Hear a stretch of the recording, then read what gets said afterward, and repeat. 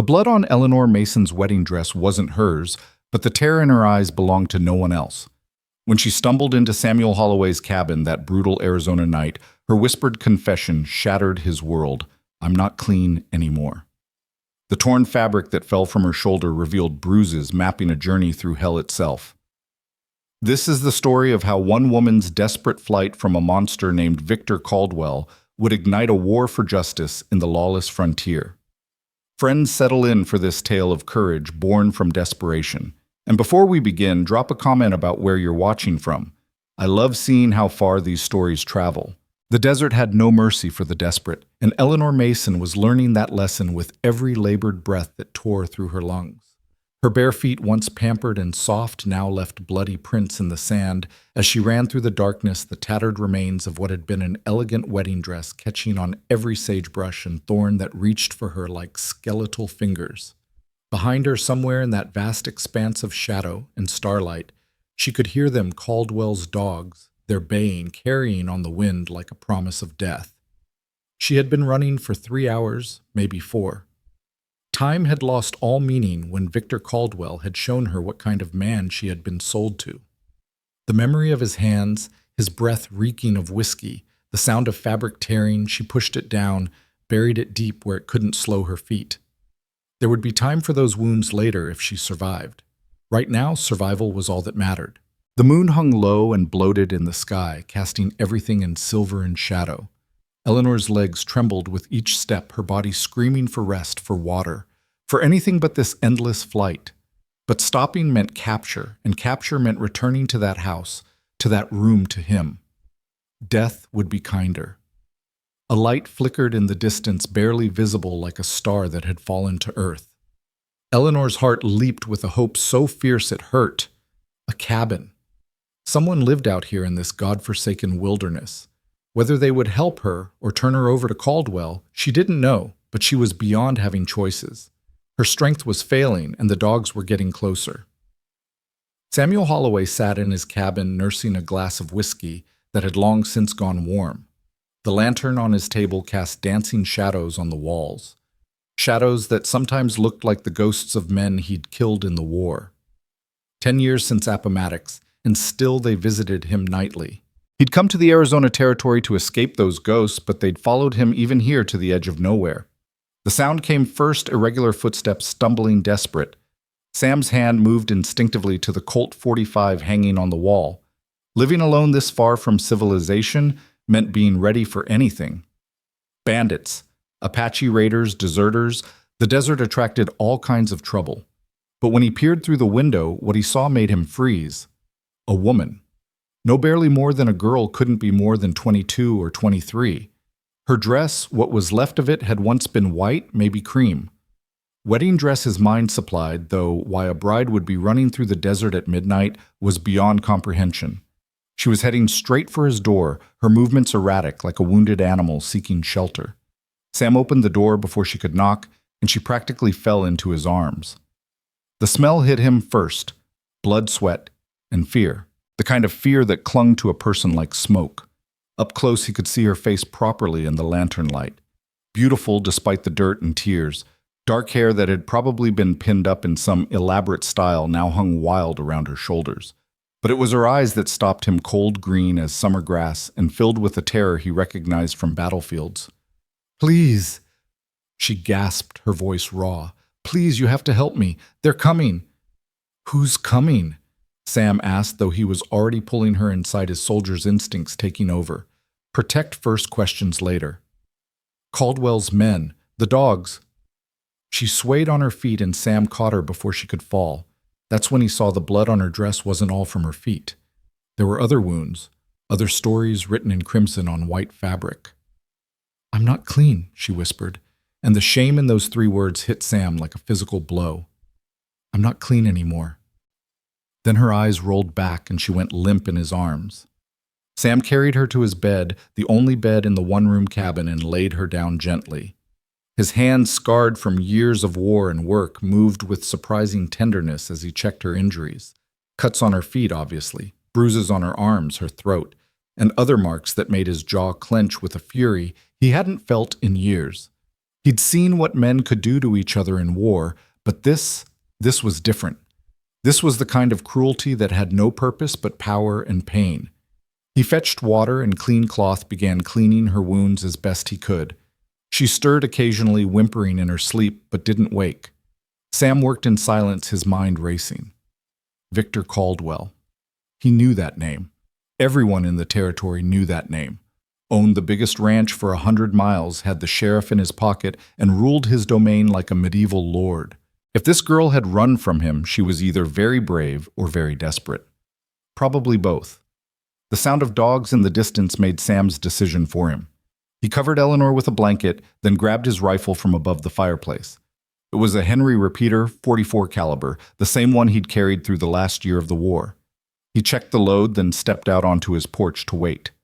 They came like phantoms out of the darkness, 4 men on horseback with 2 bloodhounds straining at their leads. The man in front Sam recognized as Jake Morrison Caldwell's foreman, a mean son of a bitch with a reputation for violence that matched his employer's. "Evening, Holloway," Morrison said, reining in his horse just outside the circle of light from Sam's cabin. "We're tracking something that belongs to Mr. Caldwell. Trail leads right to your door." "Nothing here belongs to Caldwell," Sam replied, his rifle held casual but ready. "You boys best move along." Morrison's smile was all teeth and no warmth. "Now, Sam, we both know that ain't true. Mrs. Caldwell went missing from her wedding celebration. Mr. Caldwell is mighty worried about his bride." "Like I said, nothing here belongs to him." The smile disappeared. "You really want to do this, Holloway? You're one man with 1 gun. We're 4, and Mr. Caldwell has a lot more where we came from." Sam's finger found the trigger. "I've got 16 shots in this Henry Morrison. At this range, I don't miss. Question is, which of you wants to be first?" The tension stretched tight as piano wire. One of the younger riders shifted nervously in his saddle, his horse picking up on his fear. The dogs whined, eager to continue the hunt, but held back by their handlers. Finally, Morrison spat tobacco juice into the dirt. "Mr. Caldwell won't forget this, Holloway. Man who steals from him tends to have a short, painful life. I'll take my chances. Now get off my land."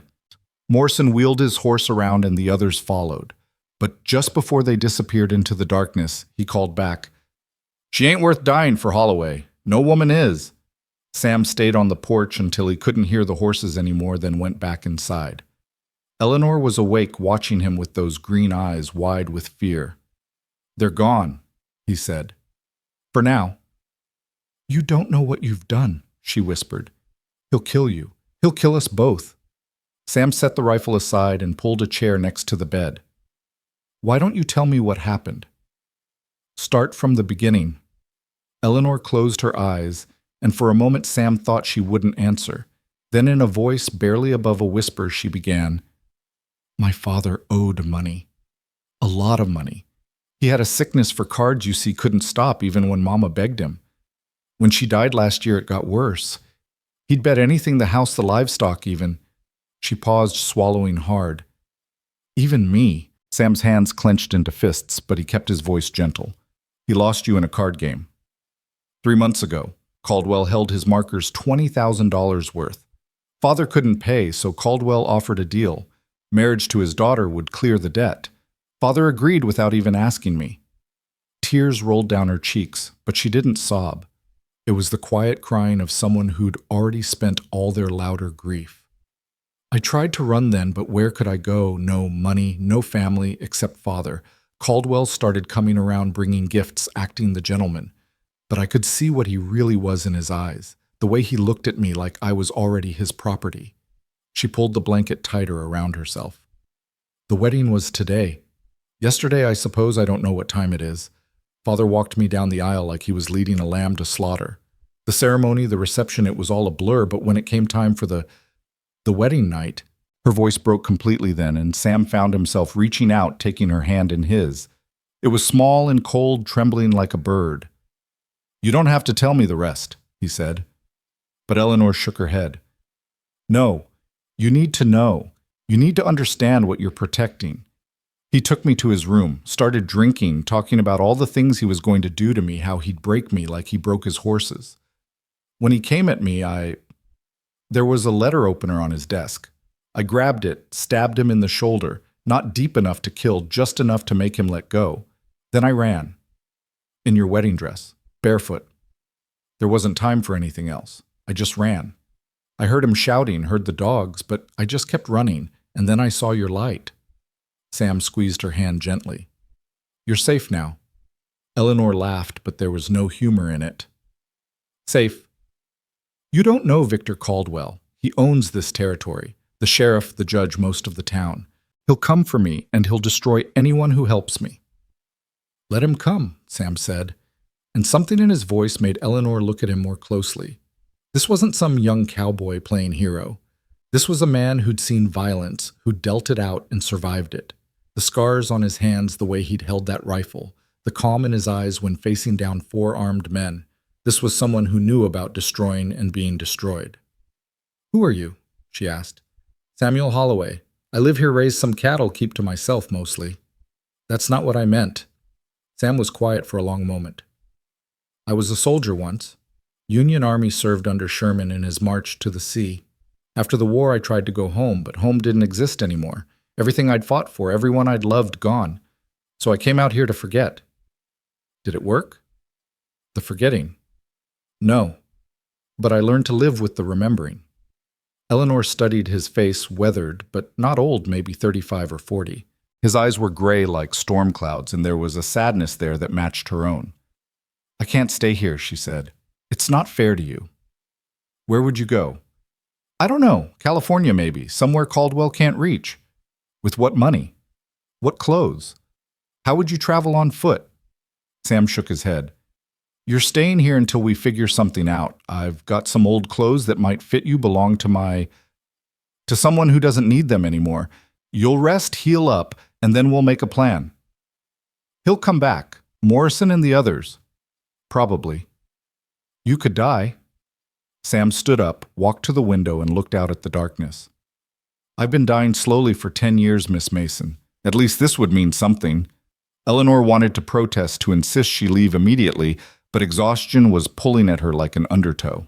Her eyes grew heavy, and the last thing she saw before sleep took her was Sam Holloway, standing guard at the window, rifle in hand, watching over her like some grizzled guardian angel.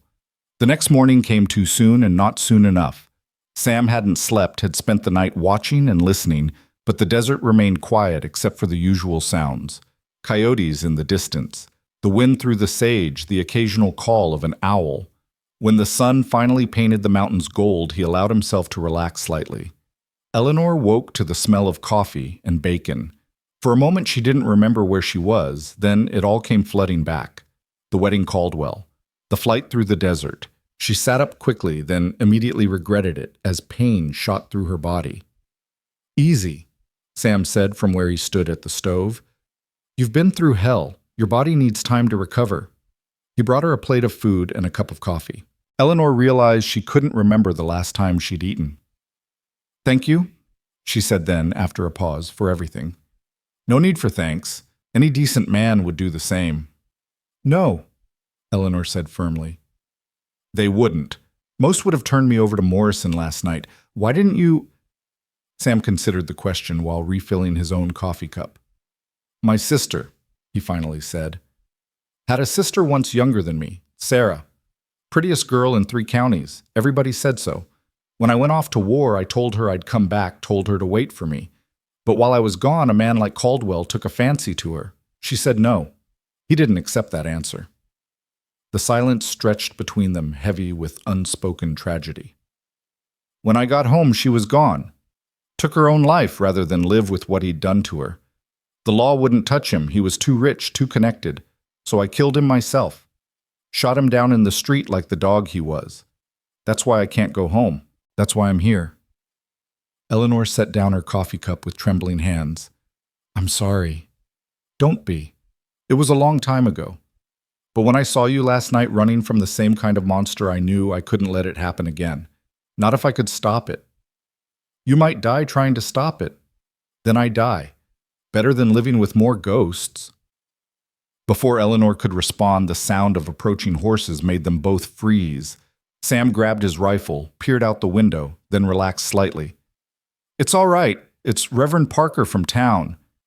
Reverend Joseph Parker was a tall, thin man with kind eyes and hands that had seen both prayer and hard work. He dismounted from his horse with obvious relief. The man was built for pulpits, not saddles. "Sam," he said, nodding. "Miss Mason," Eleanor started, "you know who I am." "The whole territory knows by now. Caldwell's put out word that his bride was kidnapped, offering a $1,000 reward for your return." "Kidnapped?" Eleanor laughed bitterly. "Is that what he's calling it?" "That's what he's calling it, and that's what the law will believe. Sheriff's already organizing a posse." Parker looked at Sam. "They'll come here, you know that." "Let them come." "Sam, be reasonable. You can't fight the whole territory." "Watch me." Parker sighed, then reached into his saddlebag and pulled out a bundle. "I brought what you asked for in your message."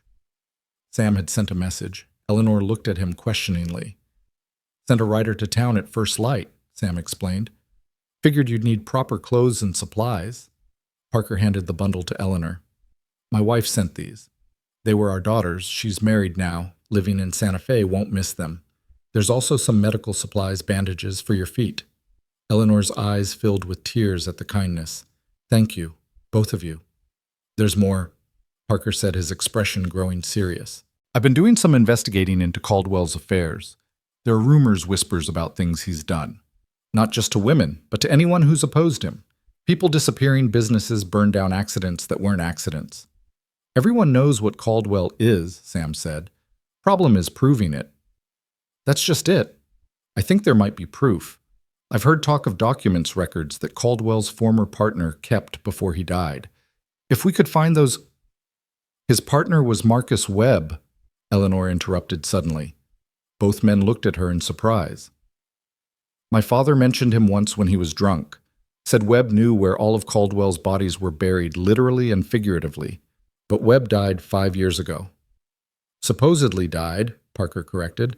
"His body was never found, just his burned-out wagon on the trail to Mexico." Sam and Eleanor exchanged glances. "You think he's alive?" "I think whether he's alive or dead, those documents might still exist. "And if they do, they could be Caldwell's undoing." "It's a long shot," Sam said. "It's the only shot. You can't fight Caldwell with guns alone, Sam. He has too many men, too much money. But if we could expose him, turn the federal authorities against him." "How do we find these documents?"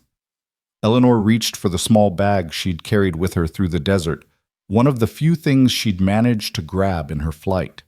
From it, she pulled out a handkerchief embroidered with her family crest. "This was my mother's," she said. "But look at the embroidery pattern closely." The two men leaned in. What had seemed like decorative stitching actually formed symbols, coordinates, map references. "My father gave this to me the morning of the wedding," Eleanor continued. "Said it was my inheritance from Mother, told me to keep it safe. I thought he was just being sentimental, but now, what if Mother knew something? What if she found out about Webb's documents and hid the information here?" Parker's eyes widened. "Your mother was Marcus Webb's cousin. I remember now, she attended his funeral, such as it was." The pieces were falling into place. Sam studied the handkerchief carefully.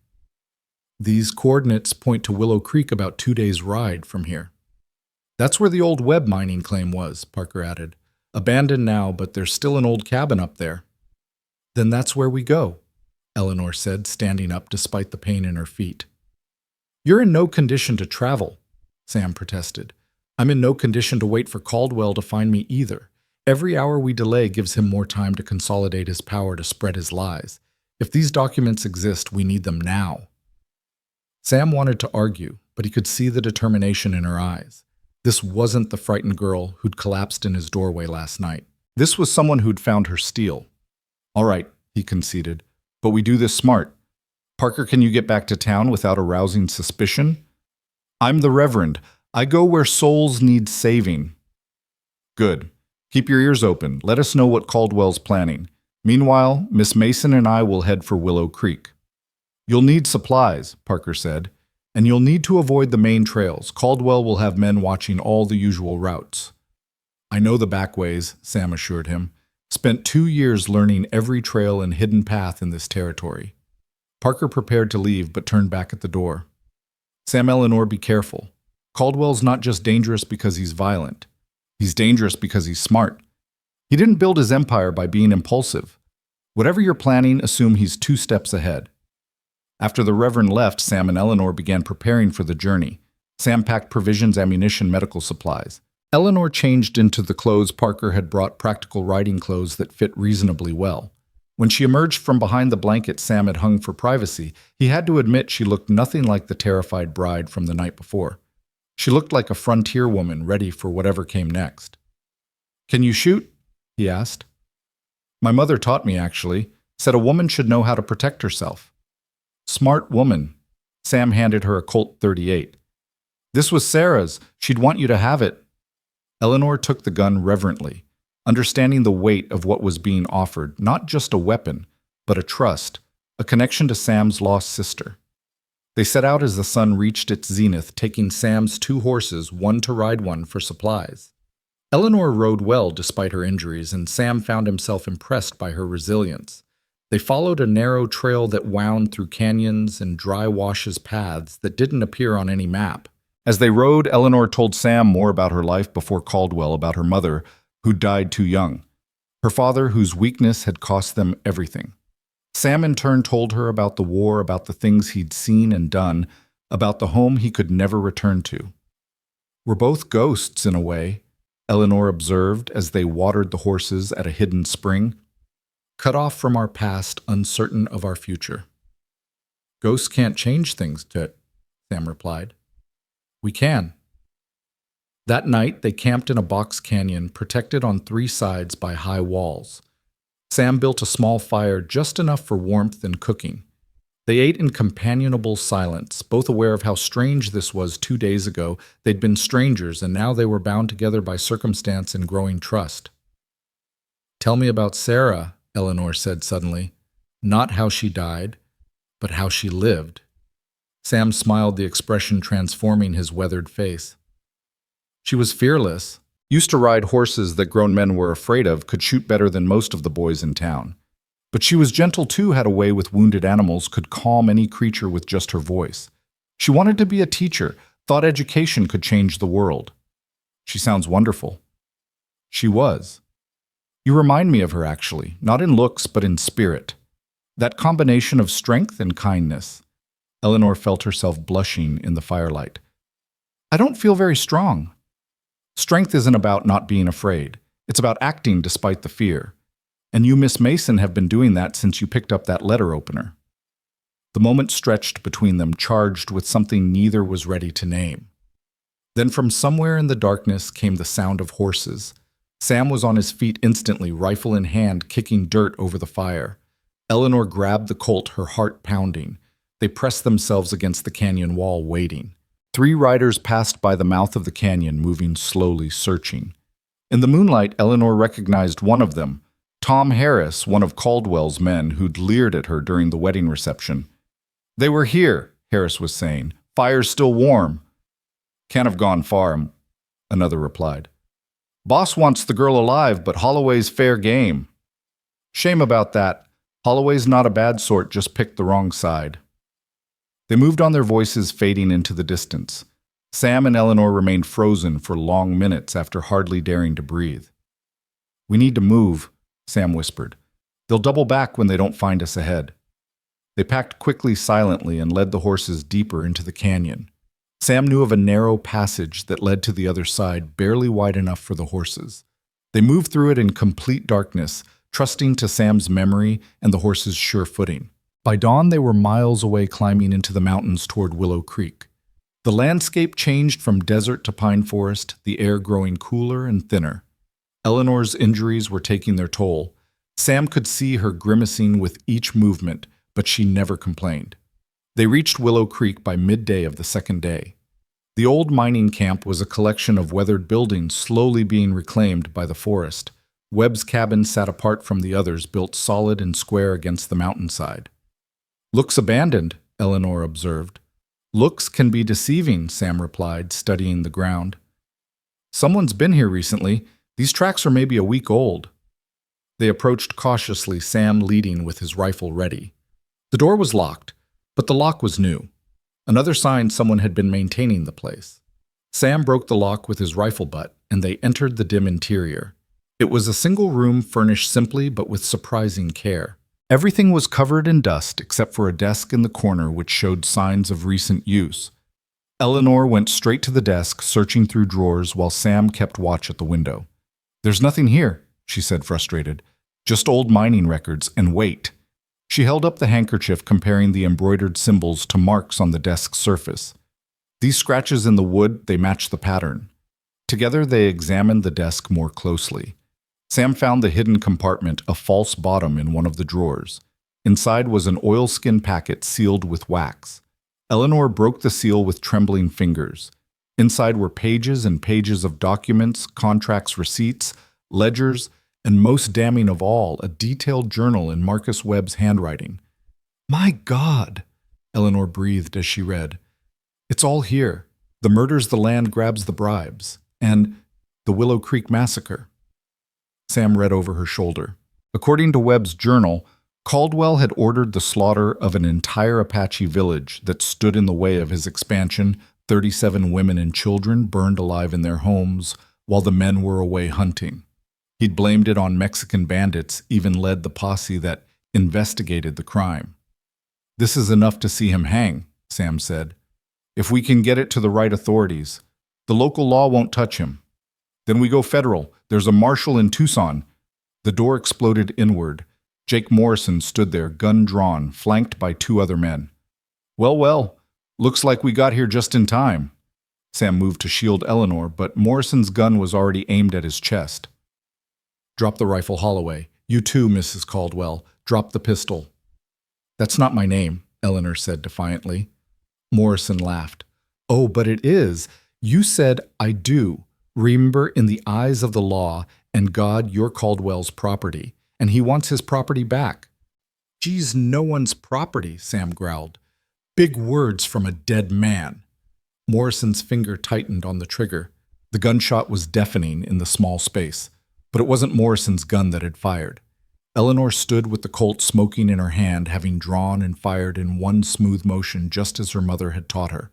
Morrison's gun fell from his hand as he clutched his shoulder, blood seeping between his fingers. Sam didn't waste the opportunity. He dove for his rifle, came up firing. One of Morrison's men went down immediately.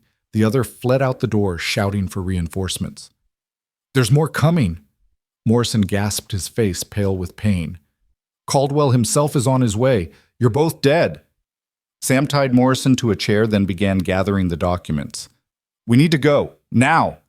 But as they stepped outside, they saw it was too late. A dozen riders were coming up the trail, and at their head was Victor Caldwell himself. Caldwell was a big man, built like a bull with cold eyes and scarred hands that spoke of violence as a first resort rather than a last. He rode with the confidence of a man who'd never lost a fight that mattered. "Eleanor," he called out, his voice carrying across the clearing. "You've led me quite a chase, my dear, but it's time to come home now." "This isn't my home, and you're not my husband," Eleanor called back. Caldwell's laugh was without humor. "The law says otherwise, and speaking of the law—" He gestured, and Sheriff Thompson rode forward. Eleanor's heart sank. The sheriff was here to make this all legal. "Sam Holloway," the sheriff announced, "you're under arrest for kidnapping and assault. Mrs. Caldwell, your husband, has asked me to escort you safely home." "You know that's not what happened," Sam said.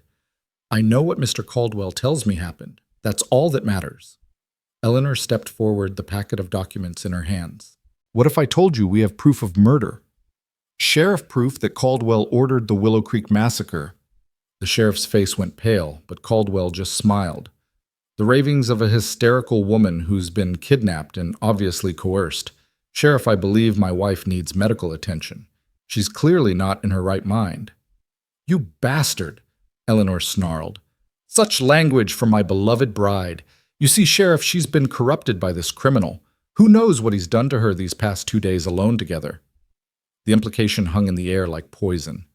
Eleanor's reputation would be destroyed whether the accusations were true or not. In the court of public opinion, she was already ruined. "It doesn't matter," Sam said quietly. "The truth is the truth." "The truth, Caldwell said, "is what I say it is." I own this territory, Holloway. I own the law, the judges, the newspapers. Your truth will die with you. That's when they heard horses approaching from the opposite direction, lots of them. Caldwell frowned, turning to look. Reverend Parker appeared, but he wasn't alone. Behind him rode at least 20 men and women from town. Shopkeepers, farmers, ranchers. People who'd lived under Caldwell's shadow for too long. "What is this?" Caldwell demanded. Parker rode forward. "This, Mr. Caldwell, is a citizens' committee. We've come to ensure justice is done. You have no authority here." "We have the authority of conscience," Parker replied. "And we have this." He held up a telegram. "Federal marshals are on their way from Tucson. Should be here by nightfall. Until then, we're here to make sure nothing happens to Miss Mason or Mr. Holloway." Caldwell's face darkened with rage. "You've overstepped yourself, Reverend. Perhaps. But I'd rather stand before God having overstepped than having done nothing while evil flourished." The crowd behind Parker murmured agreement. These were people who'd lost land to Caldwell, who'd seen loved ones disappear, who'd lived in fear for too long. The sight of them standing together gave Eleanor hope. "Sheriff," Caldwell ordered, "arrest all of them for obstruction." Sheriff Thompson looked at the crowd, then at Caldwell, then at the ground. I can't arrest the whole town, Mr. Caldwell." "You'll do as you're told." "Actually," a new voice said, "he'll do as the law requires." Everyone turned. A man in a black suit with a federal marshal's badge stood at the edge of the clearing. Behind him were 6 more marshals, all armed, all wearing the authority of the United States government. "Marshal Conway," he introduced himself.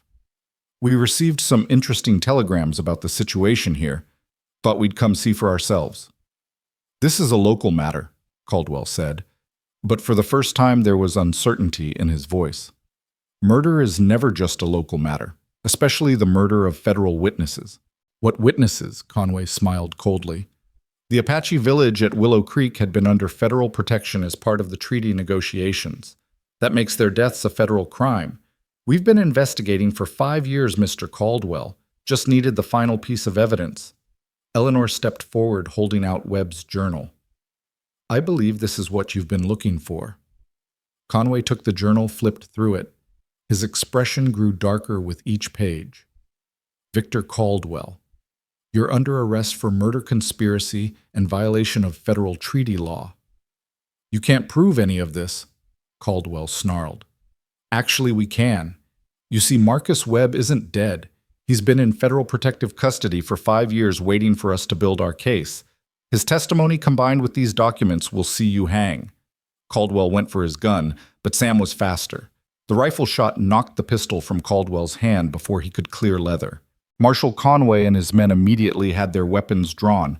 "I wouldn't," Conway advised, as Caldwell's men reached for their guns.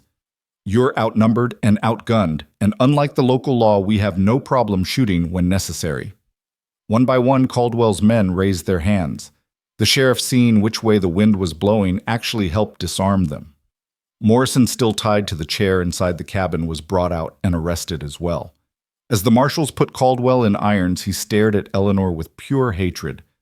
"This isn't over. I have lawyers' connections. I'll be free within a year, and when you are," Eleanor interrupted, "I'll be long gone. California maybe, or Oregon, somewhere you'll never find me. Somewhere I can build a life without fear." "I'll find you. You're my wife."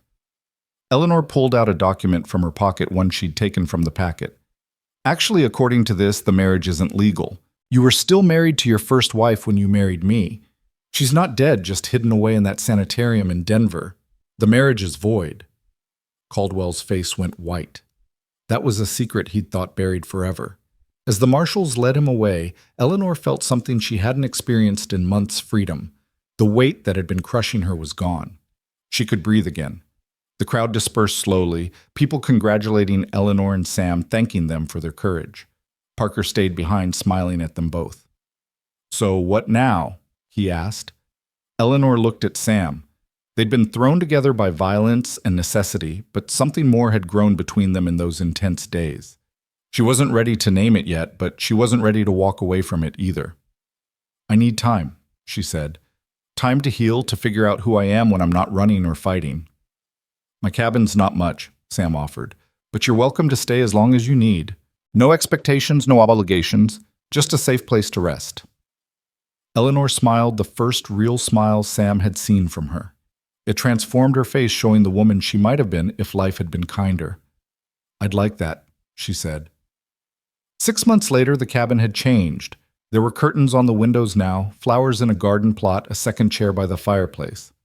Eleanor had made it a home while she healed both in body and spirit.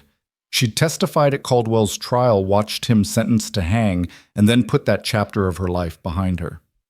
Sam had changed too.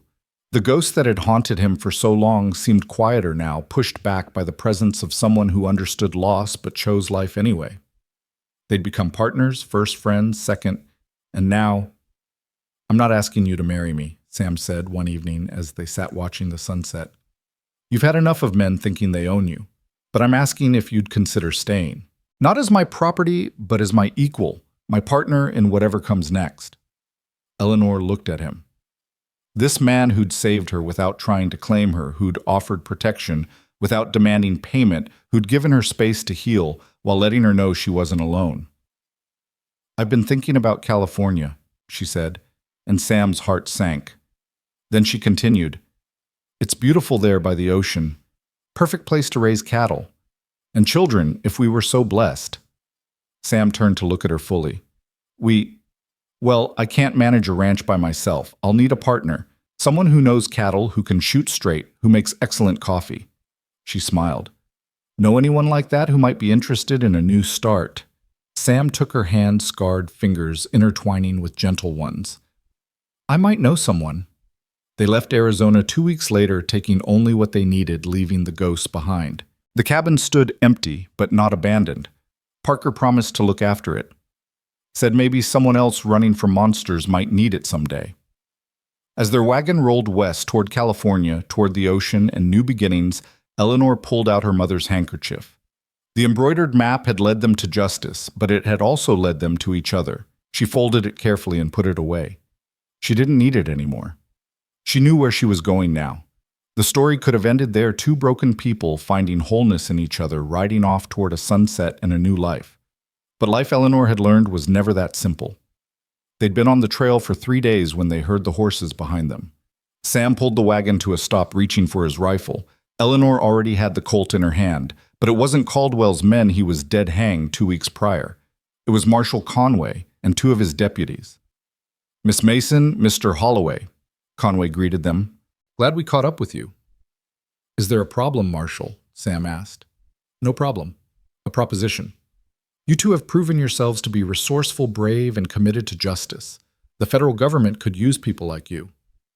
Eleanor and Sam exchanged glances. "What are you saying?" "I'm saying there are other Caldwells out there. Other towns living under the shadow of men who think they're above the law. We could use help bringing them to justice." "We're not lawmen," Sam pointed out. "No, but sometimes that's exactly what's needed. People who can go places marshals can't, who can gather information, who can act when official channels are blocked." Eleanor thought about all the women trapped, as she'd been trapped, all the families destroyed by men like Caldwell. Then she looked at Sam, saw the same thought in his eyes. "We're heading to California," she said. "We have plans." Conway nodded. "I understand. But if you change your mind, or if you find trouble in California that needs addressing," he handed them a card. "Send a telegram to this address. We'll come running." As the marshals rode away, Eleanor and Sam sat in silence for a moment. "What do you think?" Sam asked. Eleanor looked at the card, then at the road ahead. "I think California will still be there in a year or two, and maybe we're not done fighting monsters yet." Sam smiled and snapped the reins. The wagon rolled forward, but their destination had shifted slightly. They were still heading west, still heading toward a new life.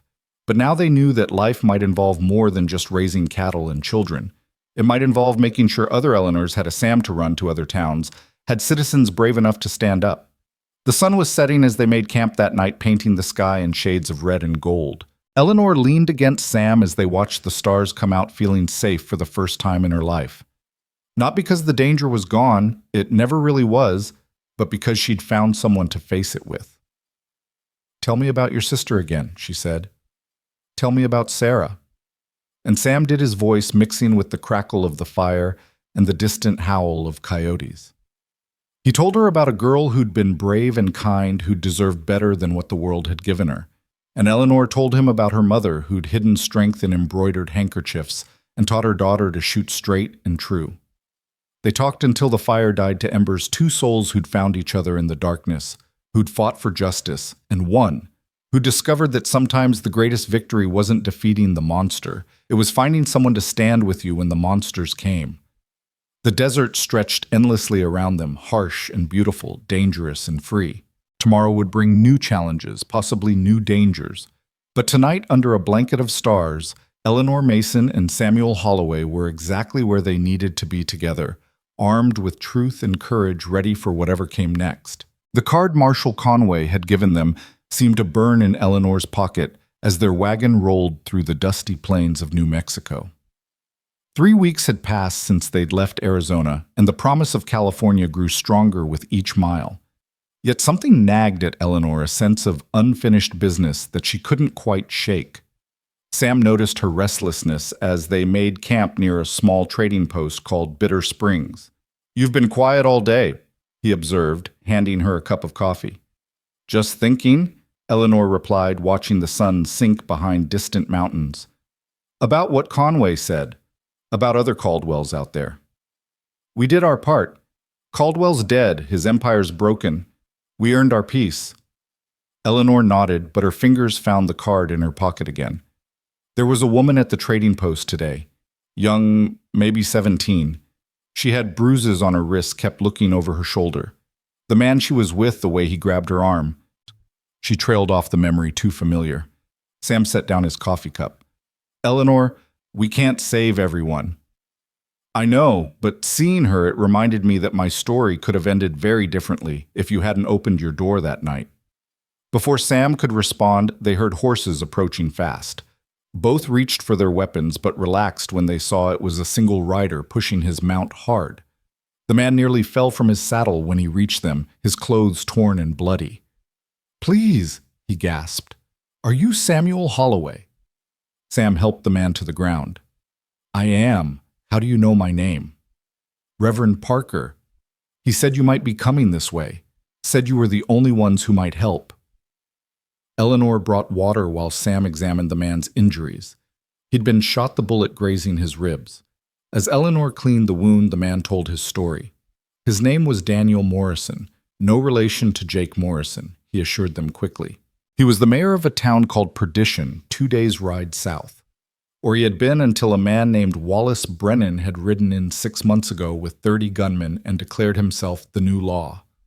"He's worse than any outlaw," Daniel gasped. "Takes what he wants, kills anyone who opposes him. My daughter Rebecca. She caught his eye. When I refused to let him court her, he burned my store, shot me, and took her anyway. She's been his prisoner for 2 weeks now." Eleanor's jaw clenched. Another Caldwell, just as Conway had warned. She looked at Sam and saw her own thoughts reflected in his eyes. "How many men does he have now?" Sam asked. "Maybe 20. Some died fighting the Apache, others left when the money started running out. But the ones who stayed are the worst kind killers who enjoy their work. And the townspeople. Beaten down, terrified. Those who could leave did. The rest just try to survive." Sam stood pacing by the fire. Eleanor knew that look. He was planning, calculating odds. 20 men is a lot for 2 people to handle. "I'm not asking you to fight them all," Daniel said desperately. "Just help me get Rebecca out. Once she's safe, I don't care what happens to me." Eleanor made the decision for both of them. "We'll help, but we do this smart, not heroic."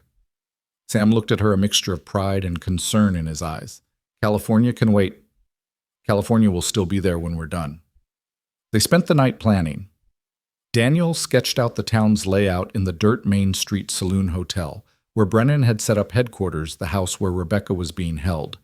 It was a fortress, but every fortress had weaknesses. "Brennan's smart," Daniel warned. "He was a Confederate officer used to tactics and strategy. You can't just ride in shooting." "We won't," Eleanor said. "We'll use what worked against Caldwell: truth and pressure. Is there a telegraph office in town? Yes, but Brennan controls it. Not for long. They set out before dawn, leaving Daniel hidden at their camp. He was in no condition to ride or fight. The journey to perdition took them through harsh country, all red rock and scorching sun. As they rode, Sam taught Eleanor more about tactics, about reading terrain and understanding sight lines. She absorbed it all, her natural intelligence, adapting to this new kind of warfare. They stopped on a ridge overlooking perdition as the sun reached its zenith. The town looked like a wound on the landscape buildings, weathered and neglected. Even from a distance, they could see the fear that hung over it like smoke. There, Sam pointed to a house set apart from the others' guards, visible at the doors. That's where they're keeping her. Eleanor studied the setup through Sam's field glasses. 4 guards that I can see, probably more inside. And look, the windows are boarded up from the outside. Prison, not a house. We need to get into town without being recognized as strangers. Brennan will have men watching for any new arrivals. Sam smiled grimly. I have an idea about that. An hour later, a broken-down wagon rolled into perdition, pulled by one tired horse. Sam, dressed in the filthy clothes of a prospector, hunched over the reins, while Eleanor, disguised as an old Mexican woman with a shawl covering her face, sat in the back among empty supply sacks. They looked like countless other desperate souls who drifted through frontier towns. The ruse worked. Brennan's men lounging outside the saloon barely glanced at them. Sam pulled the wagon to a stop outside the general store, which had a closed sign in the window despite it being midday. Store's closed, old-timer, one of Brennan's men called out. Owner's indisposed. Sam affected a prospector's drawl. Just need some supplies. Been in the mountains for months. Try somewhere else. Ain't got nowhere else. Come on, friend, just need some beans and coffee. The gunman walked over, annoyed. That's when Eleanor moved. The derringer she'd hidden in her sleeve pressed against his back before he knew she was there. Quiet now, she whispered, her voice nothing like the old woman she appeared to be. Walk into the alley slow and easy. The man complied, his face pale. In the alley, Sam knocked him unconscious with his rifle butt, and they dragged him behind some barrels. 1 down, 19 to go. They made their way through town carefully, using back alleys and abandoned buildings. The telegraph office was their first real target. The operator, a nervous man named Phillips, nearly jumped out of his skin when they entered through the back door. Please don't kill me, he begged. We're not here to hurt anyone, Eleanor assured him, pulling back her shawl. We're here to stop Brennan. Will you help us? Phillips looked confused. You're not with Brennan. We're with the federal marshals, Sam said, stretching the truth slightly. We need to send a message to Marshal Conway in Tucson. I can't. Brennan reads every telegram that goes out. If he sees, he won't see. Eleanor interrupted. Because you're going to send it after we deal with his men guarding this place. It took them 20 minutes to subdue the 2 guards without raising an alarm. Eleanor's quick thinking and Sam's experience made them an effective team. With the telegraph office secure, Philip sent the message to Conway requesting immediate assistance. Marshals won't be here for at least 3 days, Sam calculated. We need to keep Rebecca safe until then. Eleanor was studying a map on the wall. Look at this. There's an old mine shaft just outside town, abandoned for years. If we could get Rebecca there, we'd need a diversion, something big enough to draw most of Brennan's men away from the house. Eleanor smiled, and Sam recognized that look. She had an idea, and it was probably dangerous. That night, the saloon exploded. Eleanor had learned about explosives from an old miner her mother had helped years ago. A little black powder, some careful placement, and the empty saloon Brennan's men were all at the hotel for their nightly debauch, went up in spectacular fashion. The explosion drew everyone in town, including most of the guards from Rebecca's prison. Sam and Eleanor moved fast. 2 guards had stayed with Rebecca, but they were watching the fire, not the shadows behind them. Sam took one down with a rifle butt. Eleanor handled the other with a sleeper hold she'd learned from a book about Oriental fighting techniques her mother had owned. They found Rebecca Morrison in an upstairs room, and Eleanor's heart broke at the sight. The girl was young, pretty, despite the bruises on her face and arms. She cowered when they entered, then confusion replaced fear. Who are you? Friends of your father, Eleanor said gently. We're getting you out. He'll find me. Brennan always finds people who run. Not this time, Sam promised. Can you ride? Rebecca nodded, and they moved quickly. The fire was still consuming the saloon, but it wouldn't distract Brennan's men much longer. They got Rebecca to the horses they'd hidden behind the house and were mounting up when they heard the shout. "The girl's gone! Find her!" They rode hard for the mine, Rebecca clinging to Eleanor as they shared a horse. Behind them, they could hear pursuit forming. Sam led them through a creek to break their trail, then doubled back through rocky ground that wouldn't show prints. The mine shaft was, as Eleanor had hoped, deep defensible with only one way in or out. They got Rebecca inside just as the first riders appeared on the horizon. "They're coming," Rebecca whispered, terrified. "Let them come," Sam said, checking his rifle. "This is a good defensive position. They'll have to come at us single file." But Eleanor was thinking beyond defense. "Rebecca, tell me about Brennan. Everything you've observed." As the girl talked, a picture emerged of a man much like Caldwell. Brutal, arrogant, but with a weakness for keeping trophies records of his conquests. He had a safe in his hotel room where he kept money, and according to Rebecca, papers he'd taken from the men he'd killed. Papers like what? Deeds, contracts, wills. He likes to own things legally, even if he stole them through murder. Eleanor and Sam exchanged glances. Evidence. Just like with Caldwell. The first attack came at dawn. 6 men tried to rush the mine entrance. Sam's rifle and Eleanor's pistol drove them back, leaving 2 dead. Brennan himself appeared an hour later, staying just out of rifle range. "I know you're in there," he called out. "Return my property, and I might let you leave alive." She's not property," Eleanor shouted back. "She's a person. Everything in this town is my property, including you now. My men have your wagon found your real clothes. Eleanor Mason and Samuel Holloway. You're the ones who killed Caldwell." Eleanor felt a chill. Their reputation had preceded them. "That's right," Brennan continued. "I know all about you. Caldwell was a friend of mine. We served together in the war. You cost me a valuable ally." "Caldwell was a monster," Sam called out. "Just like you." "Monster, I'm a businessman. I take what I can and hold what I have. It's the American way." "It's not going to work this time, Brennan. Federal marshals are already on their way." Brennan laughed. "You're bluffing. Even if you're not, I own the law here. Any marshal who rides in will meet with an unfortunate accident." But Eleanor heard something in his voice, uncertainty. He hadn't known about the telegram. The standoff continued through the day. Brennan's men tried twice more to rush the mine, but the narrow entrance made it suicide. As night fell, Eleanor came up with a plan. "I need to get to that safe," she said. "If Brennan's keeping evidence of his crimes, we can use it against him." "It's too dangerous. The hotel is full of his men." "Not all of them. Most are here watching us. Rebecca is there another way into the hotel." The girl nodded slowly. "There's a root cellar that connects to the old tunnels from when the town was mining. It comes up in the hotel's storage room." Sam shook his head. "I won't let you go alone." "You have to stay here. Keep them thinking we're all trapped. If they realize I'm gone, they'll search the town." It was a good plan, but Sam hated it. Still, he knew Eleanor was right. After full darkness fell, she slipped out through a ventilation shaft Rebecca had shown them, too small for Sam, but perfect for Eleanor's smaller frame. The journey through the tunnels was a nightmare of darkness and rats. But Eleanor pushed through. She emerged in the hotel's storage room covered in dirt, but determined. The hotel was quieter than expected. Most of Brennan's men were indeed at the mine. She found Brennan's room on the 2nd floor. The safe was where Rebecca had said behind a painting of a Confederate general. Eleanor had learned safecracking from an old thief her mother had nursed back to health, another useful skill from her unusual education. It took her 30 minutes of careful work listening to the tumblers, feeling for the subtle clicks.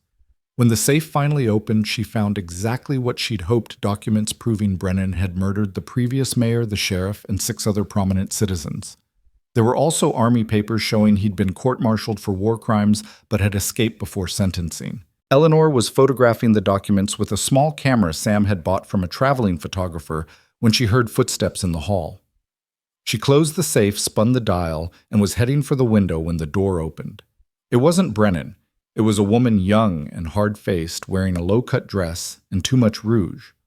One of the saloon girls. "You're her..." the woman said. Eleanor Mason, the one who killed Caldwell. Eleanor tensed, ready to fight, but the woman held up her hands. I'm not going to stop you. Brennan's a pig who deserves whatever you're planning, but you should know he's planning to burn the mine. If he can't get you out, he'll smoke you out. Dawn. He's having his men gather wood and oil now. Eleanor made a decision. Come with me. When this is over, Brennan will know someone helped me. He'll hurt you. The woman, her name was Lily, laughed bitterly. Where would I go? This is the only life I know. There are other lives, other choices. I know I've had to find them myself. Something in Eleanor's voice must have convinced her. Lily nodded, and together they slipped out of the hotel. But as they reached the street, all hell broke loose. Brennan had returned from the mine, and he'd discovered his safe had been opened. His roar of rage echoed through the night. Find her! Find that bitch! Tear this town apart! Eleanor and Lily ran through the dark streets, Brennan's men spreading out behind them like a net. They couldn't make it back to the mine, too many men in the way. Instead, Eleanor led them to the church, the only building in town Brennan's men hadn't occupied. They barricaded the doors just as the first gunmen arrived. Bullets shattered the stained glass windows, showering them with colored glass. Eleanor returned fire, making every shot count, but she knew they couldn't hold out long. Then she heard a gunfire from the direction of the mine. Not the organized volleys of an attack, but the chaotic sound of a battle. Sam was fighting. But why? Had Brennan's men rushed the mine?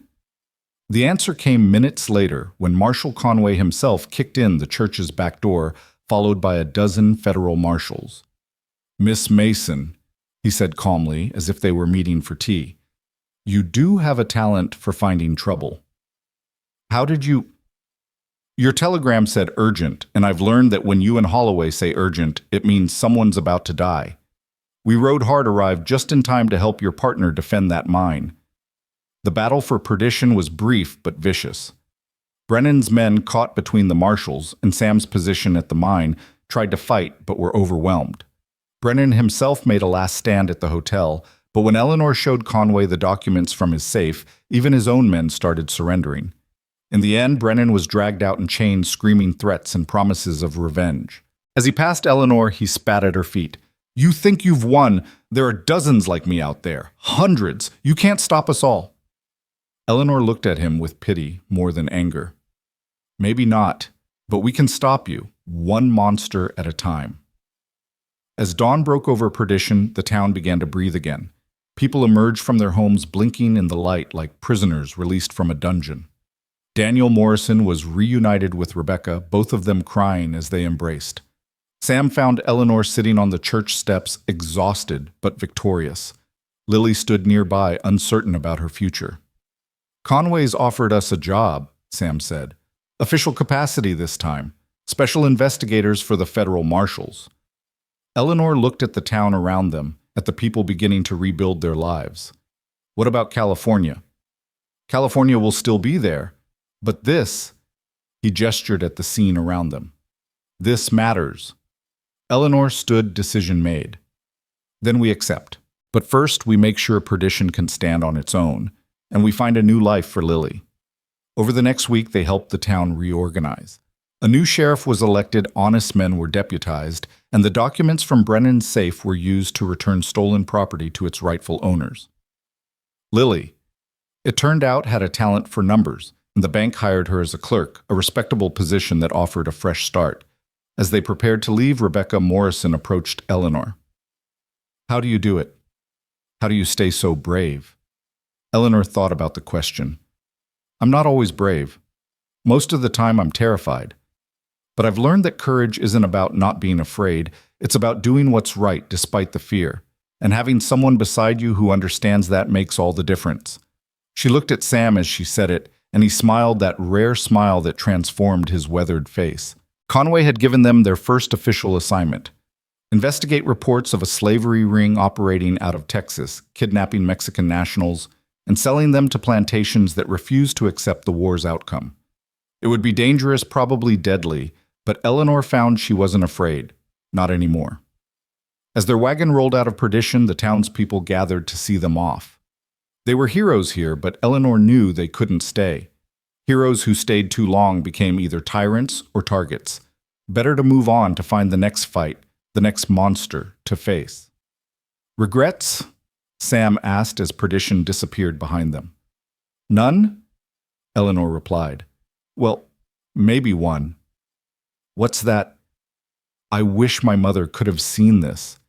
Could have known that her daughter became someone who fights back, who doesn't just survive, but helps others survive too.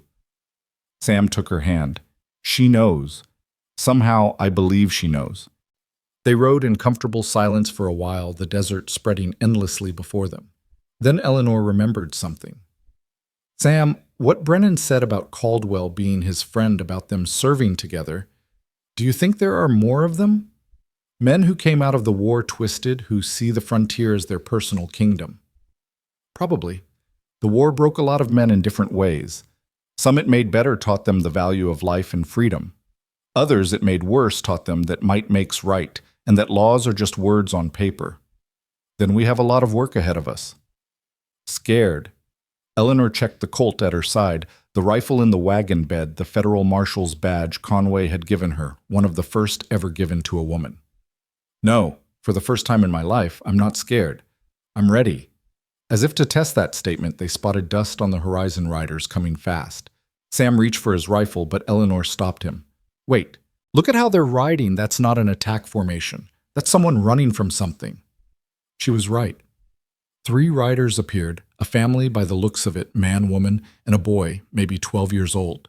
Their horses were lathered with sweat near collapse. Please, the man gasped as they pulled up. You have to help us. They took my daughter.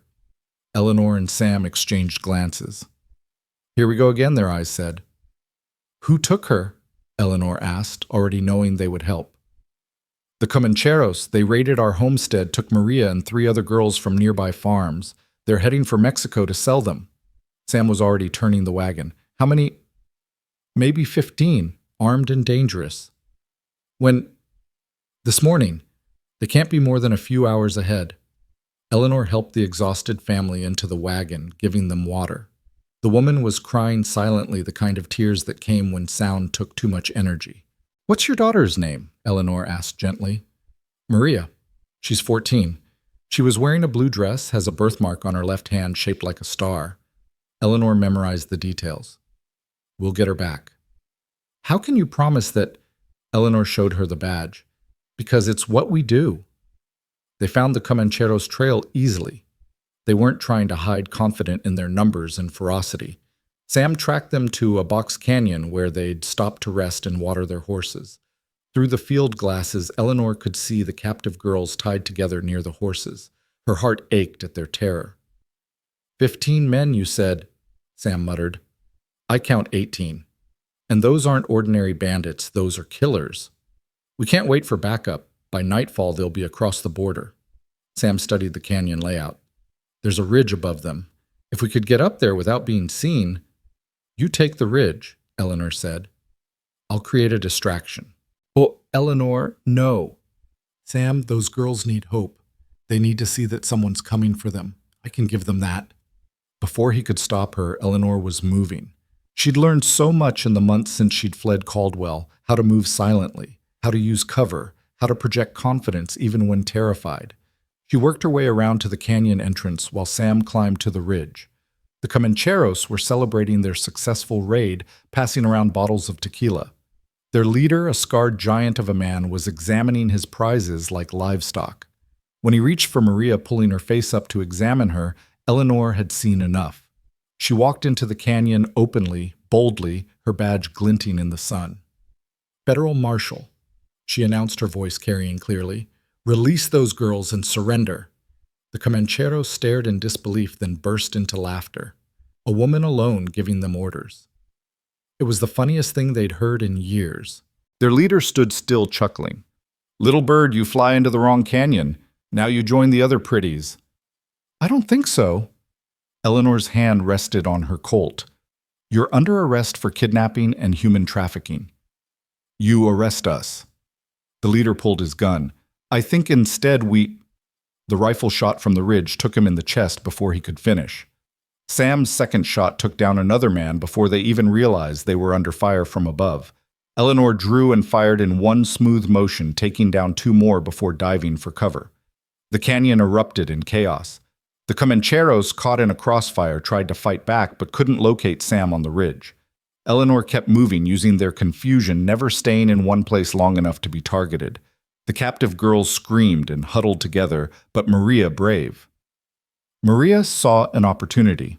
While their captors were distracted, she worked at the ropes, binding her to the others, using a sharp rock she'd concealed. The battle lasted less than 10 minutes. When the gun smoke cleared, 12 Comancheros were dead, and the remaining 6 had surrendered, throwing down their weapons and begging for mercy.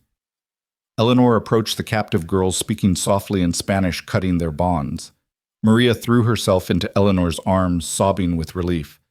"You came for us. I prayed someone would come, and you did."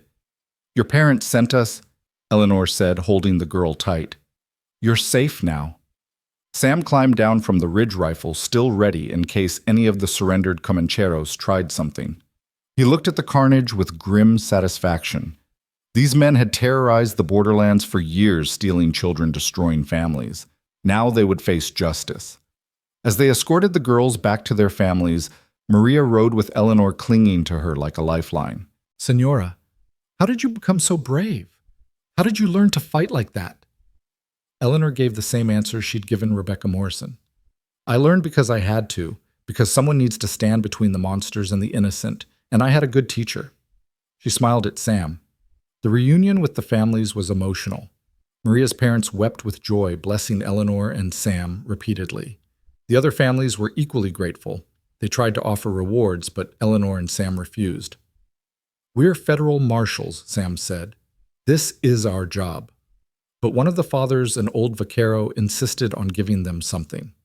"Por favor, take this. It belonged to my grandfather, a great warrior against the Apache. It will protect you." It was a small silver medallion worn smooth with age, bearing the image of Saint Michael, the archangel of warriors. Eleanor accepted it graciously, understanding that the giving was as important as the gift. As they prepared to continue their journey, Maria ran up to Eleanor one last time. "Senora Mason, when I grow up, I want to be like you, strong and brave, protecting others." Eleanor knelt down to the girl's level. "Then be better than me. Learn to read and write, well study law if you can. The world needs women who can fight with words and laws as well as guns. Promise me you'll try." Maria nodded solemnly. "I promise." As they rode away, Sam looked at Eleanor with admiration. "You know you've started something, don't you? That girl Rebecca Morrison, others they're going to remember. You remember that a woman can stand up to evil and win." "Good. Maybe if enough remember, things will change. Maybe our daughters—" She stopped, blushing at the assumption. Sam smiled. "Our daughters? I mean, if we, someday, if California." He reached over and took her hand. "Eleanor Mason, are you proposing to me?" She laughed, the sound bright in the desert air. "Samuel Holloway, when I propose to you, you'll know it. There'll be nothing uncertain about it. I look forward to that day." They rode on the Texas assignment, still ahead of them, dangers unnamed waiting. But for this moment, they were content. They'd saved 4 girls, stopped a gang of kidnappers, and added another victory to their growing legend. As the sun began to set, painting the desert in shades of gold and crimson, Eleanor pulled out Conway's latest telegram. The slavery ring in Texas was bigger than they'd thought, connected to powerful men in both the United States and Mexico. It would be their most dangerous assignment yet. "Scared?" Sam asked, echoing their earlier conversation. Eleanor looked at him. This man who'd opened his door to a desperate stranger, who'd stood beside her against impossible odds, who'd become her partner in every sense of the word. "With you beside me, never." But even as she said it, Eleanor felt a chill. The enemies they'd faced so far, Caldwell Brennan, the Comancheros, had been brutal but simple. The Texas Ring would be different, organized, connected with resources beyond anything they'd encountered. Sam seemed to sense her thoughts. "We don't have to do this. We could go to California now, start that ranch live, a quiet life." Eleanor considered it. Safety, peace, a normal life. It was tempting. But then she thought of Maria's face, of Rebecca Morrison, of all the girls and women who had no one to stand for them. "No," she said firmly. "This is what we're meant to do. At least for now. California will wait." Sam squeezed her hand. "Then we do it together." As darkness fell over the desert, they made camp in a sheltered grove of cottonwoods near a small stream. The sound of water was soothing after the violence of the day. Eleanor tended to their horses while Sam built a fire and started preparing their meal. It was domestic, almost peaceful if you ignored the weapons within easy reach and the federal badges in their pockets. Eleanor found herself imagining a different life, one where she and Sam did ordinary things without the shadow of violence. But she also knew that life would feel empty now, knowing what they knew, having seen what they'd seen. "Sam," she said suddenly, "do you ever wonder what would have happened if I hadn't run that night, if I'd stayed with Caldwell?" Sam's face darkened. "You'd be dead. Maybe not right away, but eventually. Men like Caldwell don't just break bodies, they break spirits. And once your spirit was broken, you would have found a way to end it. Like your sister. Like Sarah." He stared into the fire. "That's why we do this, isn't it? So there are fewer Sarahs, fewer Eleanors who have to run through the desert barefoot and bloody." Eleanor moved to sit beside him, leaning her head against his shoulder. "Tell me about the ranch you want in California." Sam's voice grew warm as he described his dream cattle and horses, orange groves, maybe a vineyard, a house with a wide porch where they could watch sunsets, children playing in the yard learning to ride and shoot, but also to read and think, a life built on peace rather than violence. "It sounds wonderful," Eleanor said softly. "It will be. When we're ready. When we've done enough. How will we know when that is?" Sam was quiet for a long moment. "I suppose we'll know when the thought of another monster out there doesn't keep us awake at night." Eleanor understood. They were warriors now, like it or not. And warriors didn't retire just because they were tired. They retired when the war was won or when they couldn't fight anymore. She hoped they'd live long enough to see one of those days. The fire crackled lower as the night deepened, and Eleanor found herself studying the telegram from Conway again, by its dying light. The Texas ring wasn't just dealing in kidnapped Mexican nationals. There were whispers of American citizens disappearing, too. People who asked too many questions or refused to sell their land. The name that kept appearing in the reports was Judge Cornelius Blackwood, a man who supposedly upheld the law while breaking it in the shadows. "We should reach Fort Stockton by tomorrow night," Sam said, checking his map. "Conway's contact will meet us there." Eleanor nodded, but something nagged at her.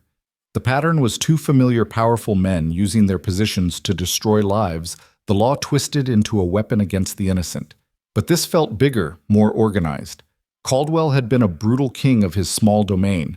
Blackwood seemed to be building an empire.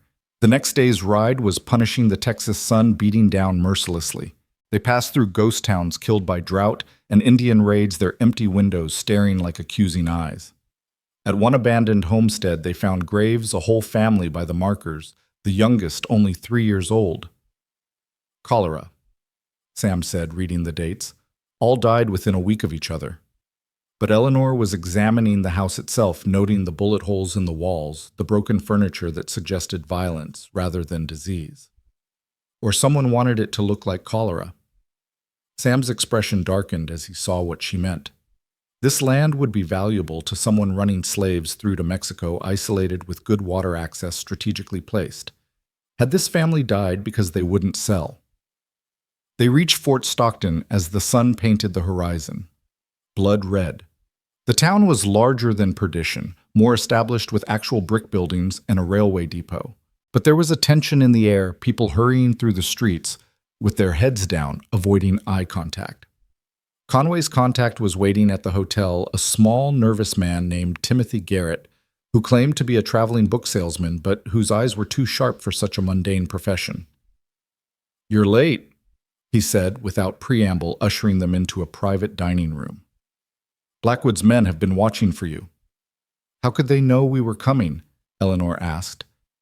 "Because Deputy Marshal Torres tried to investigate 2 weeks ago. They found his body in the desert yesterday. Before he died, they made him talk." Sam's hand moved to his gun. Conway didn't mention. Conway doesn't know yet. I only found out this morning. Garrett pulled out a folder of documents. Torres managed to hide these before they caught him. It's worse than we thought. Eleanor read through the papers, her stomach turning. Bills of sale for people listed like cattle transport schedules. Payoff lists that included judges, sheriffs, even a senator.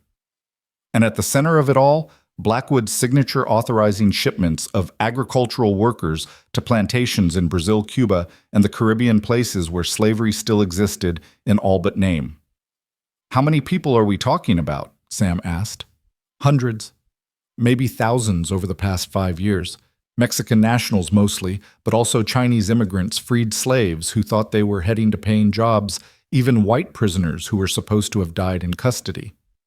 Eleanor found herself thinking of the family at the abandoned homestead. And anyone who gets in their way disappears. Blackwood owns this part of Texas. He's the law here. Not anymore, Sam said grimly. Garrett shook his head. You don't understand. This isn't like Caldwell or Brennan with their small gangs. Blackwood has a private army, 50, maybe 60 men. Ex-Confederate soldiers who can't accept the wars over Mexican bandits, professional killers from back east. And he's smart. Everything appears legal on paper. Then we make it illegal, Eleanor said. We expose the truth. To whom the local newspaper editor is Blackwood's cousin. The sheriff is his brother-in-law. The mayor owes him money. There's no one clean in this town except... Garrett paused, seeming to reconsider. Except Father Miguel at the Catholic Mission. He's been helping escaped slaves and Mexican families for years. If anyone might help, it's him. They left the hotel separately, taking different routes to the mission on the outskirts of town. The building was old Spanish adobe, thick-walled and solid, with a bell tower that commanded a view of the surrounding area. Father Miguel was a small elderly man with kind eyes and hands scarred from years of hard work. I wondered when someone would come, he said after they'd explained their purpose. I've been praying for justice for so long I'd almost given up hope. We need information, Eleanor said. Where does Blackwood keep his prisoners before transport? Who are his key men? What are his weaknesses? Father Miguel led them to a hidden room beneath the mission where he'd been collecting evidence for years. Names of the disappeared testimonies from escaped victims, maps of Blackwood's operations. The main holding facility is the old Fortuna silver mine 10 miles north, he explained. They move people out every 2 weeks, always at night, always heavily guarded. The next shipment is in 3 days. How many prisoners? Usually 40 or 50. Right now there are several families, including children as young as 5. Eleanor felt that familiar fury building. Children. They were selling children into slavery. There's something else, Father Miguel said reluctantly. Blackwood has a personal interest in some of the prisoners. Young women who catch his eye are kept at his ranch for his household staff. They're never seen again. The parallel to her own story wasn't lost on Eleanor. Another monster using power to satisfy his appetites, destroying lives for pleasure and profit. Where's the ranch? Sam asked. 5 miles east, heavily fortified. They say he has 20 men there at all times. It was overwhelming, the scale of the operation, the number of enemies, the corruption that ran so deep. But as Eleanor looked at Sam, she saw the same determination in his eyes that she felt in her heart. They'd come too far to turn back now. That night they met with the few trustworthy people Father Miguel could gather: a doctor who'd tried to treat escaped prisoners, a school teacher whose students had been taken, a rancher who'd lost his son for refusing to sell his land to Blackwood. It wasn't much of an army, but it was a start. We need to hit them where they're vulnerable, Eleanor said, spreading out the maps. The mine is too well defended for a direct assault, and the ranch is a fortress. But the transport, when they move the prisoners, they'll be exposed. They use 3 wagons, the rancher, a man named Cole, explained. Prisoners in cages in the middle wagon, guards in front and back. They take the old military road to avoid towns. Sam studied the route. Here. He pointed to a narrow pass between 2 hills. They'll have to slow down, maybe even single file. If we could block the road... It's still 15 or 20 guards, the doctor interrupted. Against what, 7 of us? 8, a new voice said from the doorway. Everyone turned hands, moving to weapons. A young woman stood there, dressed in men's clothing, a Winchester rifle in her hands.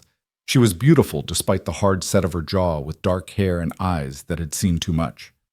"Rosa Morales," Father Miguel said with relief. "I thought you were—" Dead Blackwood thought so too. She looked at Eleanor and Sam. "You're the federal marshals. I've heard about you, what you did to Caldwell and Brennan. I want to help." "Why?" Eleanor asked. "Blackwood killed my husband, took my sister for his household. I've been hunting his men for 6 months, picking them off one by one, but I can't free the prisoners alone." Sam and Eleanor exchanged glances. An ally who knew the terrain and had personal stakes valuable but potentially reckless. "Can you follow orders?" Sam asked. "This needs to be surgical, not a bloodbath." Rosa's smile was cold.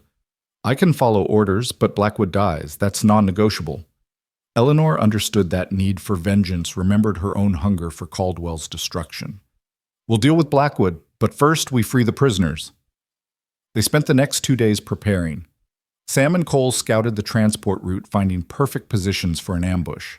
Eleanor and Rosa infiltrated the town, gathering information about guard rotations and habits. The doctor prepared medical supplies for wounded prisoners. The schoolteacher organized safe houses for freed captives. On the night before the transport, Eleanor couldn't sleep. She stood outside the mission looking at the stars when Sam found her. "Second thoughts?" he asked. "No. Just thinking about how many times they've done this. How many families destroyed, how many lives stolen, and all because men like Blackwood think they have the right to own other people." Sam pulled her close. "After tomorrow it stops. At least here. And if we die trying, then we die free fighting for something that matters." Eleanor turned in his arms, looking up at his weathered face. "Sam Holloway, I need to tell you something." He waited, patient as always. "I love you," she said simply. "I should have said it weeks ago, but I was afraid it would make me weak, make me hesitate when I needed to be strong. But I realize now it's what makes me strong. Knowing you're beside me, knowing we're fighting for a future together, that's what gives me courage." Sam's response was to kiss her deep and passionate there under the Texas stars. When they finally broke apart, he rested his forehead against hers.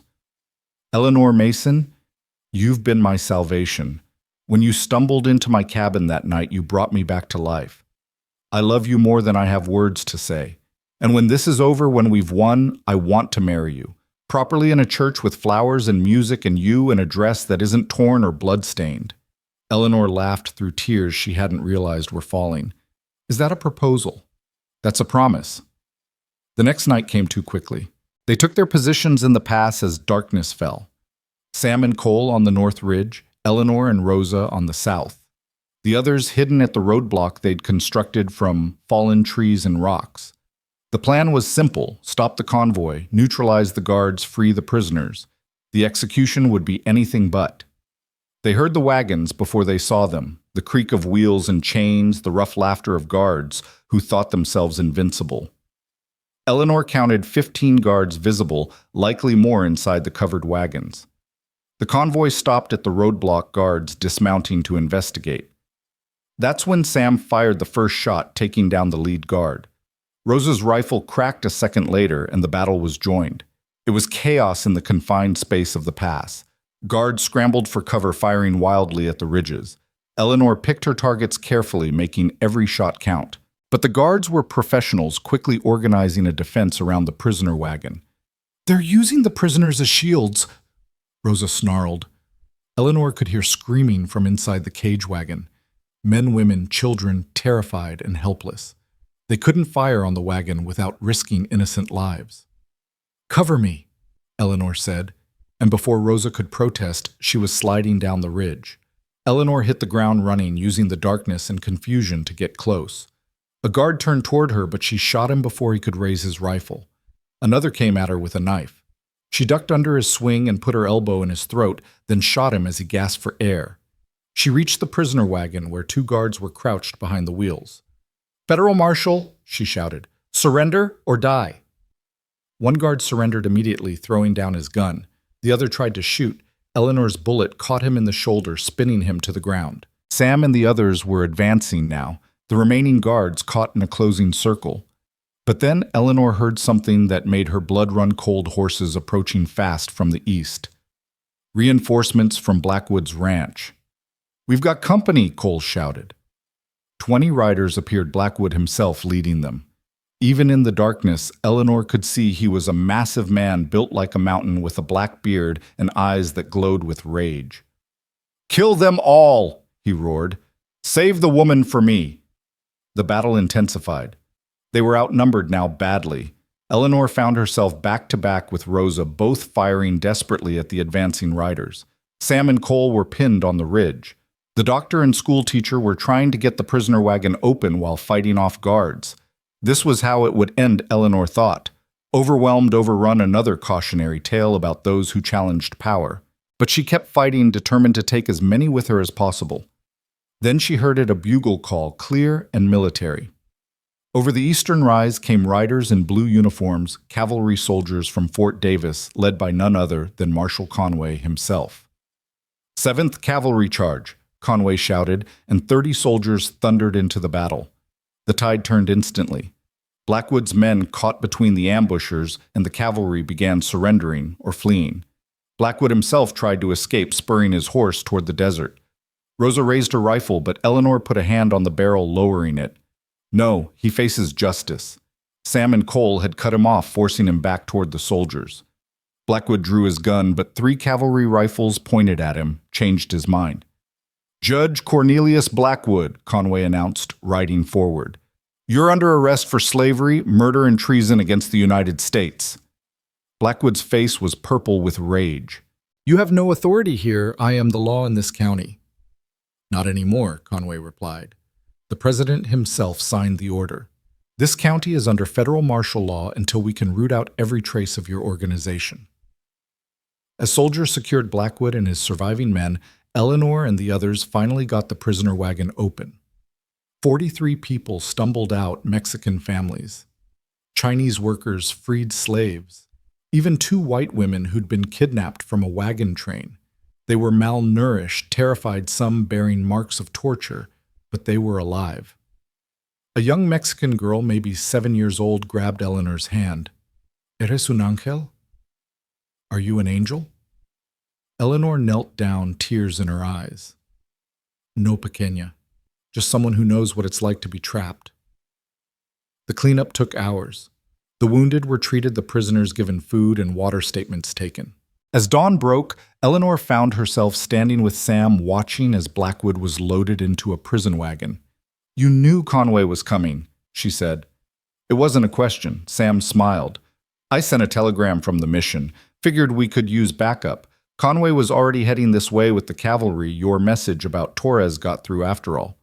"You could have told me." "Would it have changed anything? You still would have slid down that ridge, still would have charged those guards." Eleanor couldn't argue with that. It was who she was now, someone who ran toward danger rather than from it, who stood between monsters and their victims. Conway approached them, looking tired but satisfied. "Outstanding work, both of you. Blackwood's papers at the ranch revealed the entire network. We'll be making arrests from here to New Orleans." "What about the prisoners?" Eleanor asked. "Those who want to go home will be escorted safely. Others will be offered work and protection here. The president is serious about reconstruction. Real reconstruction, not just words on paper." Rosa Morales stood nearby, her rifle still in hand, watching Blackwood's wagon disappear into the distance. Eleanor approached her. "It's not as satisfying as killing him, is it?" Eleanor said quietly. "No," Rosa admitted. "But maybe it's better. He'll have years to think about what he's lost, to know that 2 women brought down his empire." "What will you do now?" Rosa looked at the freed prisoners, at the soldiers establishing order, at the dawn breaking over a town that would no longer live in fear. "Father Miguel needs help at the mission. These people will need time to heal, to find their paths. Maybe I'll stay, help them, find my own peace." Eleanor squeezed her shoulder. "If you ever need anything, send word. We owe you." "No," Rosa said firmly. "We're even. You gave me something better than revenge. You gave me purpose." A week later, after testimony and paperwork and endless official procedures, Sam and Eleanor finally prepared to leave Fort Stockton. Blackwood's trial would happen without them. Their depositions were sufficient, and Conway had other assignments waiting. As they loaded their wagon, Father Miguel blessed them. The rescued prisoners thanked them, and even the townspeople who'd been too afraid to help came out to see them off. The schoolteacher, Miss Andrews, approached Eleanor with a package. "The children you saved wrote these," she said, handing over a bundle of letters. "They wanted you to know what your courage meant to them." Eleanor accepted the letters, knowing she'd treasure them forever. Each one was a life saved, a future preserved. As they rode out of Fort Stockton, Sam reached over and took Eleanor's hand. "Where to now?" Conway mentioned something about gun runners in New Mexico. Eleanor pulled out the latest telegram. "Actually, there's something else. A report from California women disappearing from San Francisco's Barbary Coast, possibly being sold to ships heading for Asia." Sam's expression darkened. "The white slave trade." "Conway says the local police are either corrupted or overwhelmed. He wants us to investigate." "California, then. Finally." Eleanor smiled. "Finally. Though probably not the peaceful arrival we'd imagined." "Peace can wait," Sam said. "This is more important."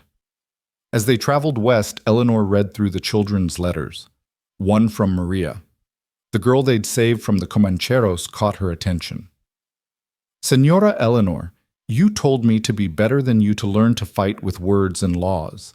I am studying every day. My teacher says I am very smart. Someday I will be a lawyer or a judge, and I will protect people like you protected me. Thank you for showing me that women can be warriors too." Eleanor wiped away tears, thinking of all the Marias out there, all the young women who might see a different future because of what she and Sam were doing. It wasn't the life she'd planned, certainly not the life her mother had envisioned for her, but it was a life that mattered. "Sam," she said suddenly, "when we do get married, I want Rosa there and Father Miguel to perform the ceremony, and Maria and Rebecca Morrison as flower girls." Sam laughed, the sound warm and genuine, planning our wedding while riding toward another battle. "Why not? We need something beautiful to look forward to, something to remind us why we fight." "Then I want Cole as my best man, and Conway to give you away since your father—" He trailed off, not wanting to hurt her with reminders of her father's betrayal. "Yes," Eleanor said firmly. "Conway would be perfect. He's been more of a father to me these past months than my real father ever was." They rode in comfortable silence for a while, the Texas landscape gradually giving way to the deserts of New Mexico. Eleanor found herself thinking about the journey that had brought them here, from that terrifying flight through the Arizona desert to becoming federal agents taking down slavery rings. 6 months ago, she'd been a victim. Now she was a protector. "Do you ever think about her?" Eleanor asked suddenly. "Sarah?" Sam was quiet for a moment. "Every day. But it doesn't hurt the same way anymore. Before I thought about how I failed her. Now I think about how proud she'd be of what we're doing, how happy she'd be that I found you. I think about my mother, too. She tried so hard to protect me, to prepare me for a world that wasn't kind to women. I wonder if she knew somehow that I'd need those skills she taught me, shooting, riding, reading people." "Mothers know things," Sam said simply. "Maybe she couldn't save you from Caldwell, but she gave you the tools to save yourself." As the sun began to set, they found a spot to camp near a small stream. While Sam tended to the horses, Eleanor practiced with her Colt drawing and firing at targets she'd set up. Her speed had improved dramatically over the months, her accuracy now rivaling Sam's. "You're getting too good," Sam called out. "Pretty soon you won't need me anymore." Eleanor holstered her gun and walked over to him, wrapping her arms around his waist. "Sam Holloway, I'll always need you, not to protect me or save me, but to stand beside me, to be my partner in all things." He kissed her forehead. "Partners, I like that. Though I still plan to protect you when I can. And I'll protect you. That's what partners do." That night, as they sat by the fire, Eleanor pulled out paper and pen. "I want to write to Conway, tell him we'll take the San Francisco assignment. But I also want to suggest something." "What's that?" "A training program for women agents. Rosa would be perfect for it. And I bet there are others, women who've survived violence, who want to fight back but don't know how. We could teach them what we've learned." Sam smiled. Eleanor Mason, changing the world one idea at a time. Is it too ambitious? No, it's exactly ambitious enough. Conway will love it. He's always complaining about not having enough good agents. Eleanor began writing, outlining her proposal. As she wrote, she thought about all the women trapped in situations like hers had been, all the girls who were told they were property rather than people. Maybe she couldn't save them all, but she could help create a world where they had a fighting chance. The sound of horses made them both reach for weapons, but it was just a family of settlers heading west, their wagon loaded with all their worldly possessions. They waved as they passed, and Eleanor waved back, remembering her own flight with nothing but a torn dress and desperate hope. "That'll be us someday," Sam said. "Ordinary people living ordinary lives." "Someday," Eleanor agreed, "but not yet." As they settled in for the night, Eleanor lying in Sam's arms under a blanket of stars, she felt a deep contentment despite the dangers ahead. They had a purpose, a mission, and most importantly, they had each other. "Tell me about San Francisco," she said. "What do you know about it?" "Growing city, lots of money from gold and silver mining. Port town, so plenty of rough characters. The Barbary Coast is supposed to be the worst of it. Brothels, gambling dens, opium houses. If women are disappearing, that's where it's happening. Then that's where we go. It'll be different from what we've faced before. City crime, not frontier justice. More politics, more hidden connections." Eleanor smiled in the darkness. "Good. We're learning, evolving. Each challenge teaches us something new." "You're not scared." "Terrified," Eleanor admitted. "But that's never stopped us before." Sam pulled her closer. "No, it hasn't, and it won't stop us now." As sleep finally took them, Eleanor's last thought was of the women they'd save in San Francisco, the lives they'd change, the justice they'd bring. The old Eleanor Mason, the frightened girl who'd run barefoot through the desert, was gone. In her place was someone forged by fire and tempered by purpose. The journey to California would take weeks, and who knew what challenges lay ahead. But Eleanor faced them without fear now, because she knew a fundamental truth: she was no longer running from monsters. Now the monsters ran from her. The wheels of their wagon had barely stopped turning in the dusty streets of Yuma when Eleanor noticed the woman watching them from the shadows of the general store. Something about her stance, the way she held herself despite her shabby dress, reminded Eleanor of herself not so long ago, desperate but not yet broken. Sam was negotiating for supplies with the merchant planning their route through the Mojave Desert toward California. It would be brutal, everyone warned them, days of scorching heat with water scarce and bandits plenty.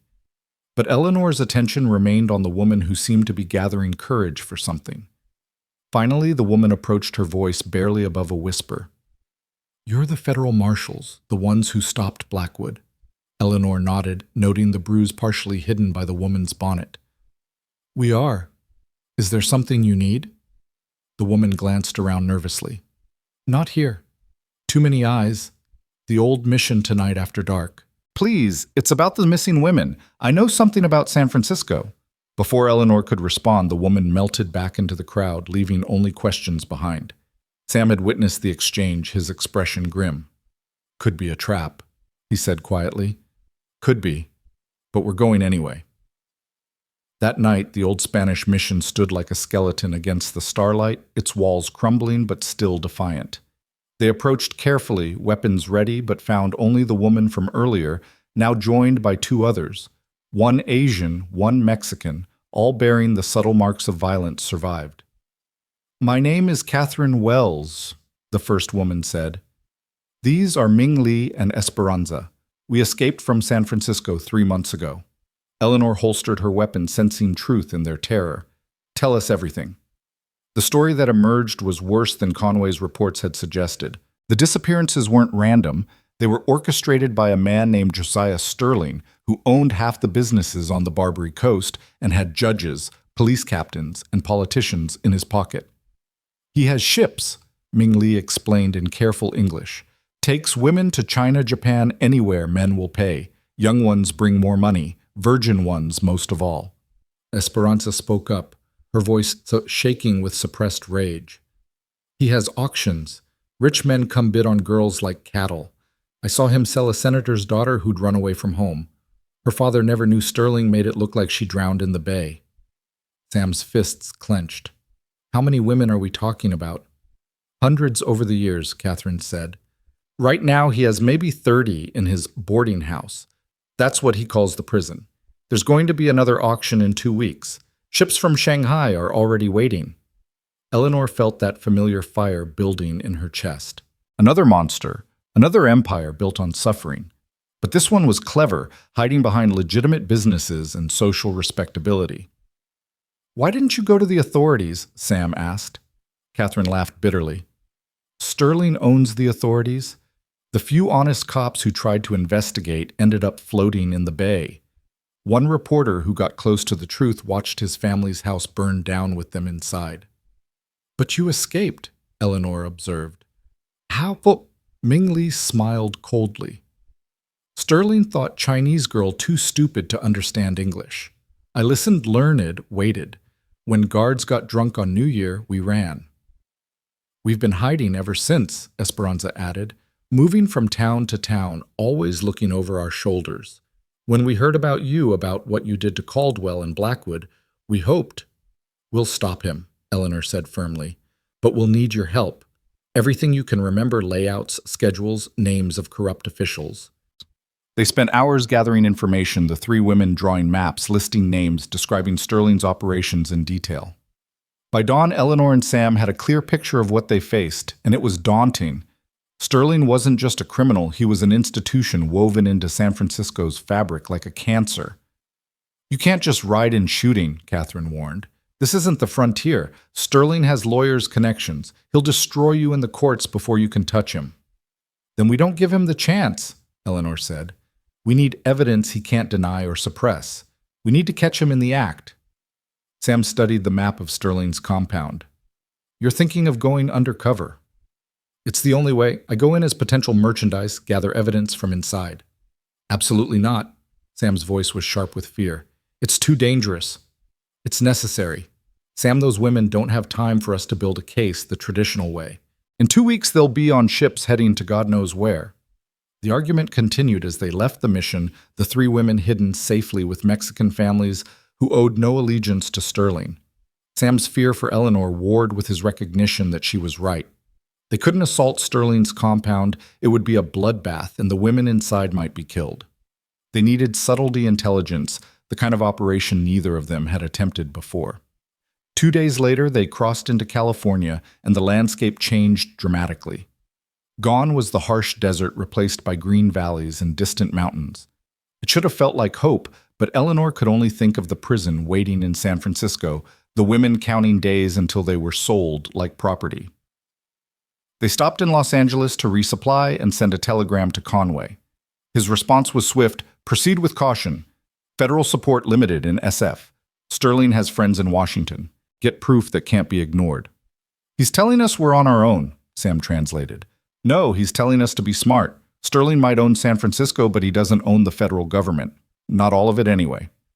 They found unexpected allies in Los Angeles, a group of Presbyterian missionaries who ran a shelter for escaped prostitutes. The woman who ran it, Mrs. Adelaide Morrison, had sharp eyes and a sharper tongue. Sterling's a devil in a fine suit, she said bluntly. I've had 6 girls come through here who escaped his clutches. Most are too terrified to testify, but I've kept records photographs of their injuries, their stories written down and witnessed. She showed them a filing cabinet full of documentation, years of evidence carefully preserved. I've been waiting for someone with the authority and courage to use this. Eleanor studied the files, her anger growing with each page. Sterling's victims ranged from 12 to 30, all nationalities, all classes. He was an equal opportunity predator. This is enough to hang him, Sam said.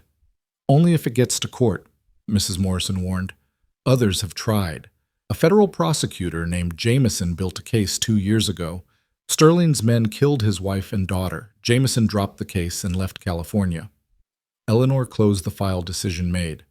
Then we make sure Sterling can't reach us or anyone we care about. Sam, I need you to do something you won't like. His eyes narrowed. What? Stay here in Los Angeles. Work with Mrs. Morrison to protect these witnesses, build the legal case. I'll go to San Francisco alone, get inside Sterling's operation. No. The word was flat, final. We're partners. Where you go, I go. Sam, please, if we're both in San Francisco and something goes wrong, who builds the case, who ensures Sterling faces justice, even if we don't survive? The logic was sound, but Sam hated it. They argued for hours, neither giving ground until finally Mrs. Morrison intervened. There's another way, she said. My nephew Thomas Morrison, no relation to Jake Morrison, so she added quickly, seeing their expressions. He's a detective with the San Francisco police, one of the few honest ones left. He's been working secretly to document Sterling's crimes. If one of you could connect with him while the other goes undercover. It was a compromise neither liked, but both could accept. Sam would go to San Francisco first, make contact with Detective Morrison, establish a base of operations. Eleanor would follow a week later, arriving separately, maintaining their covers. The week of separation was agony for both. Sam reached San Francisco and found it to be everything Conway had warned, a city of stark contrast, where mansions overlooked slums, where fortunes were made and lost daily, where law was often just a suggestion. The Barbary Coast was worse, a maze of saloons, brothels, and opium dens, where violence was currency and life was cheap. Detective Thomas Morrison proved to be a valuable ally, a young man with an older soul, hardened by witnessing Sterling's crimes but unable to act alone. I've been documenting everything for 3 years, he told Sam, but Sterling has the chief in his pocket. Any official report I file disappears. Together they scouted Sterling's operations. The main boarding house was a 3-story building on Pacific Street windows, barred guards at every entrance. The auction house was separate, a mansion on Nob Hill, where the wealthy came to indulge their darkest appetites. Eleanor's walking into hell, Sam said, watching the building through field glasses. Then we make sure she can walk out, Thomas replied. I have 2 other cops I trust, O'Brien and Chen. They'll help when the time comes. Meanwhile, Eleanor was transforming herself in Los Angeles. With Mrs. Morrison's help, she became Elizabeth Fontaine, a young widow from Virginia, whose husband had died in a mining accident, leaving her destitute.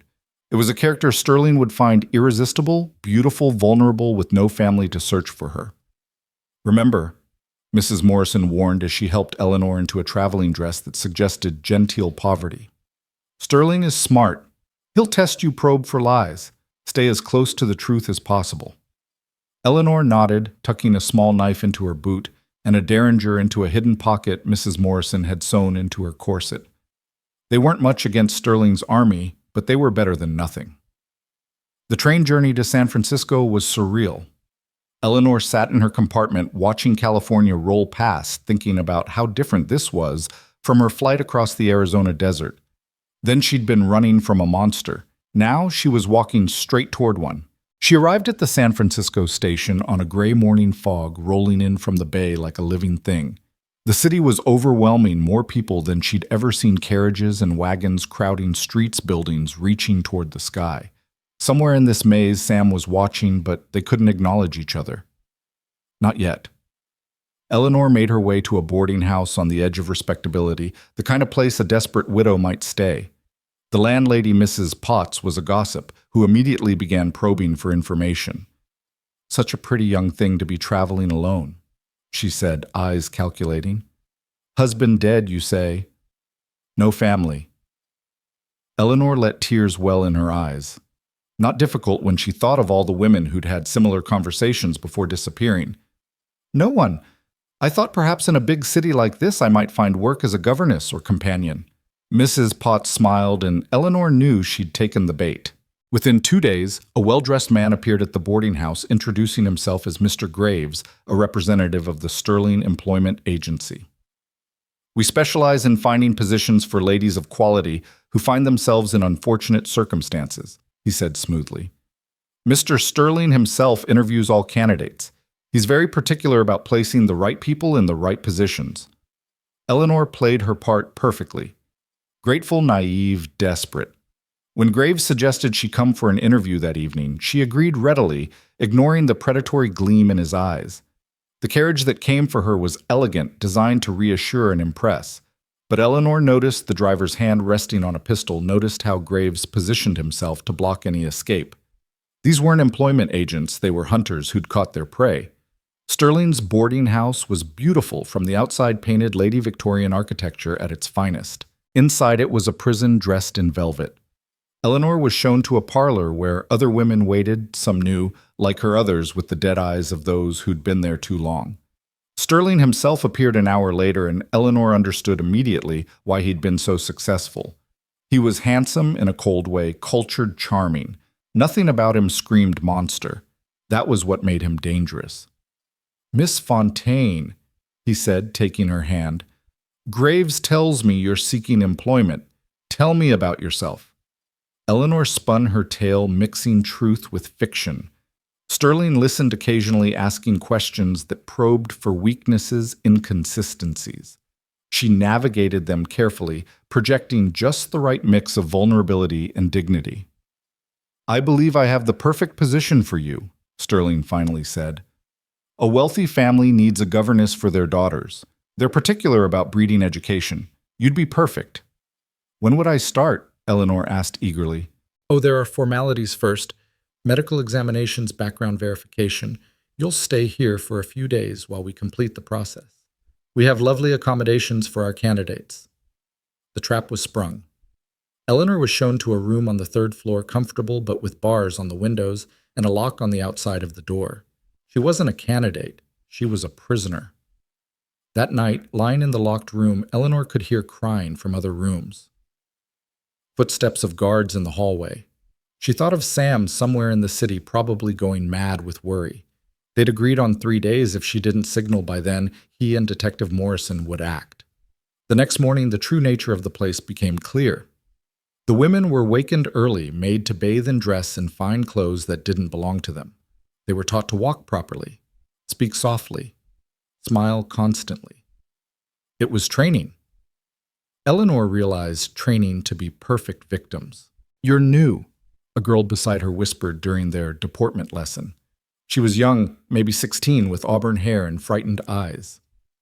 "I'm Lucy. Been here a week." "Elizabeth," Eleanor replied. "What happens after the training?" Lucy's face went pale. "The auction, tomorrow night. They'll parade us in front of rich men and then—" She couldn't finish. Eleanor's blood ran cold. Tomorrow night, sooner than expected. She had to get word to Sam, but how? The windows were barred, the doors locked, guards everywhere. That afternoon, during their supervised walk in the enclosed garden, Eleanor saw her chance. A Chinese laundry boy was collecting linens from a shed. Ming Li had taught her a few phrases in Cantonese, including a coded message for just this situation. As she passed the boy, Eleanor stumbled, dropping her handkerchief. As he picked it up for her, she whispered in broken Cantonese, "Find Detective Morrison. Tomorrow night. Auction." The boy's eyes widened slightly, but he nodded almost imperceptibly.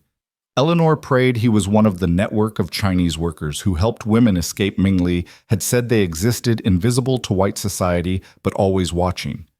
That evening, Sterling visited the women again, this time with several well-dressed men who looked them over like livestock. One, a fat banker with cold eyes, took particular interest in Lucy. "That one," he said. "I'll bid high for her tomorrow." Lucy began to cry silently, and Eleanor took her hand, squeezing it reassuringly. But inside she was calculating. Tomorrow night Sterling would have his guards, his wealthy clients, all in one place. It would be their best chance to strike. The next day passed in a blur of preparation. The women were pampered like prize horses, hair-styled faces painted, dressed in gowns that emphasized their vulnerability. Eleanor concealed her tiny knife in her elaborate hairstyle, the derringer strapped to her thigh under layers of silk. As darkness fell, carriages began arriving at the Nob Hill mansion. Eleanor and the other women were loaded into a closed wagon guard surrounding them. The ride was silent except for quiet crying and the occasional reassuring whisper. The mansion was ablaze with light music drifting from within. They were taken through a servant's entrance to a preparation room where they would wait until the auction began. Eleanor counted guards, 6 in this room, probably more throughout the house. Too many for her to handle alone. "Ladies," Sterling appeared resplendent in evening wear. "Tonight your lives change forever. Behave well, and your new situations will be comfortable. Cause trouble." He let the threat hang. As he left, Eleanor heard a commotion from somewhere in the mansion, raised voices, a crash. Sterling frowned and gestured to 2 guards to investigate. They didn't return. More noise closer now. Sterling's face darkened with anger. "Check the perimeter," he ordered more guards. Probably some drunk who wandered in. But Eleanor knew better. That was Sam's work, she was certain. The cavalry was coming. Sterling seemed to sense danger, too. "Move the women to the auction room now," he commanded. "We'll proceed quickly." They were herded down a hallway toward double doors.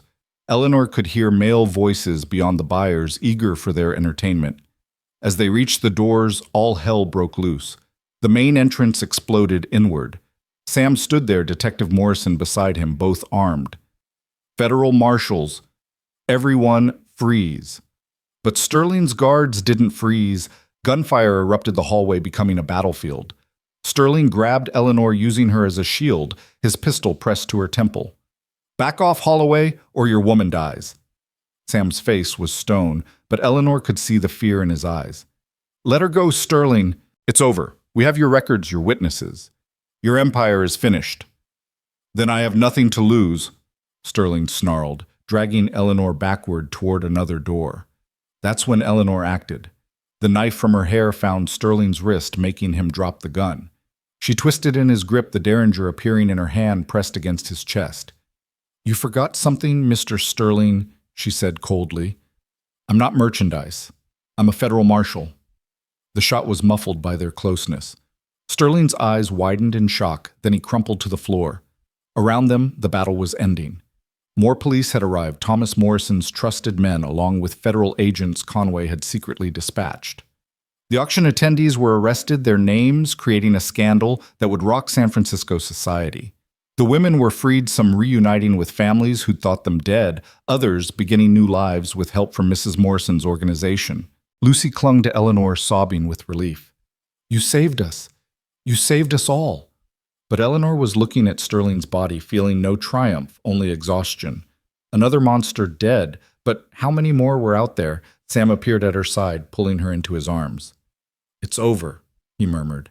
"This one is," Eleanor agreed. "But there will be others." Detective Morrison approached them, his young face grim but satisfied. "We found Sterling's records, every transaction, every buyer, every victim for the past 5 years. This will lead to arrests across the country." "Good," Eleanor said. Then more quietly, "How many didn't we save?" Thomas's expression softened. "You can't think like that. Think about the 30 women who are free tonight because of you. Think about the future victims who won't suffer because Sterling is dead." Over the next week, they helped process evidence, gave testimony, ensured the case against Sterling's network was airtight. Mrs. Adelaide Morrison arrived from Los Angeles with her files, adding weight to an already damning case. "You two have done something remarkable," she told Eleanor and Sam. "You've shown that these monsters can be stopped, that justice is possible even against the powerful." Conway arrived to oversee the federal prosecution, bringing news that shook them. "The president is impressed with your work. He's authorizing a new division, special investigators focused on crimes against women and children. He wants you to head it." Eleanor and Sam exchanged glances. It was an honor, a chance to make real change, but it also meant the dream of a peaceful ranch in California would have to wait longer. "We need time to think," Sam said. Conway nodded. "Take all the time you need, but know this: what you've started here, the lives you've saved, the precedent you've set, it matters. It could change everything." That night, Eleanor and Sam walked along the San Francisco waterfront, the fog rolling in like a blanket. The city that had seemed so overwhelming when Eleanor arrived now felt conquerable, its monsters exposed and defeated. "What do you want to do?" Sam asked. Eleanor thought about the women they'd freed, about Lucy's tears of relief, about Maria and Rebecca Morrison and all the others they'd helped. Then she thought about the quiet ranch, the orange groves, the peaceful life they'd dreamed of. "I want both," she said finally. "I want to build that ranch, have that life. But I also want to keep fighting, keep protecting those who can't protect themselves." Sam smiled. "Then we do both. We take Conway's offer, build the division, train other agents, and when we've created something that can survive without us, we retire to that ranch." "You make it sound so simple." "It won't be simple, but nothing about our life has been simple since you knocked on my door that night." He pulled her close. "I wouldn't change a moment of it." Eleanor leaned into his warmth, feeling the weight of the badge in her pocket, the responsibility it represented. "We should get married," she said suddenly, "before we take the new position. I want to face whatever comes next as your wife, not just your partner." Sam's response was to kiss her deeply there on the waterfront, with the fog swirling around them. "Tomorrow," he said when they broke apart, "we'll find a church, get Conway to give you away like we planned. Make it official." "Tomorrow," Eleanor agreed. As they walked back to their hotel, Eleanor saw a young woman hurrying through the streets, glancing over her shoulder fearfully. Without thinking, Eleanor approached her. "Are you all right? Do you need help?" The woman looked at her suspiciously, then saw something in Eleanor's face that made her relax slightly. I'm being followed. My employer, he won't leave me alone." Eleanor took the woman's arm, guiding her toward the police station where Thomas Morrison was working late. "Come with us. We'll make sure you're safe." Sam smiled, knowing their quiet retirement would have to wait. There would always be another person to save another monster to stop. But now they had resources, authority, a network of allies. They could make a real difference. As they entered the police station with the frightened woman, Eleanor felt a sense of purpose settle over her like armor. This was who she was now. Not Eleanor Mason, the frightened bride, but Marshal Eleanor Mason, protector of the innocent nightmare of the predators. The woman they'd rescued turned out to be a governess whose employer had been forcing himself on her, threatening to ruin her reputation if she refused or spoke out. Within hours, Thomas Morrison had arrested the man, a prominent merchant, who thought his wealth made him untouchable. "You're making enemies," Thomas warned them. "The powerful don't like being held accountable." "Good," Eleanor said firmly. "Let them know we're coming." The next morning, in a small church overlooking the bay, Eleanor Mason married Samuel Holloway. Conway gave her away. Thomas Morrison stood as best man, and Lucy, the girl they'd saved from Sterling's auction, was her maid of honor. Mrs. Adelaide Morrison played the organ, and the pews were filled with women they'd rescued, cops who'd risked their careers to help, and ordinary citizens who'd heard of their work.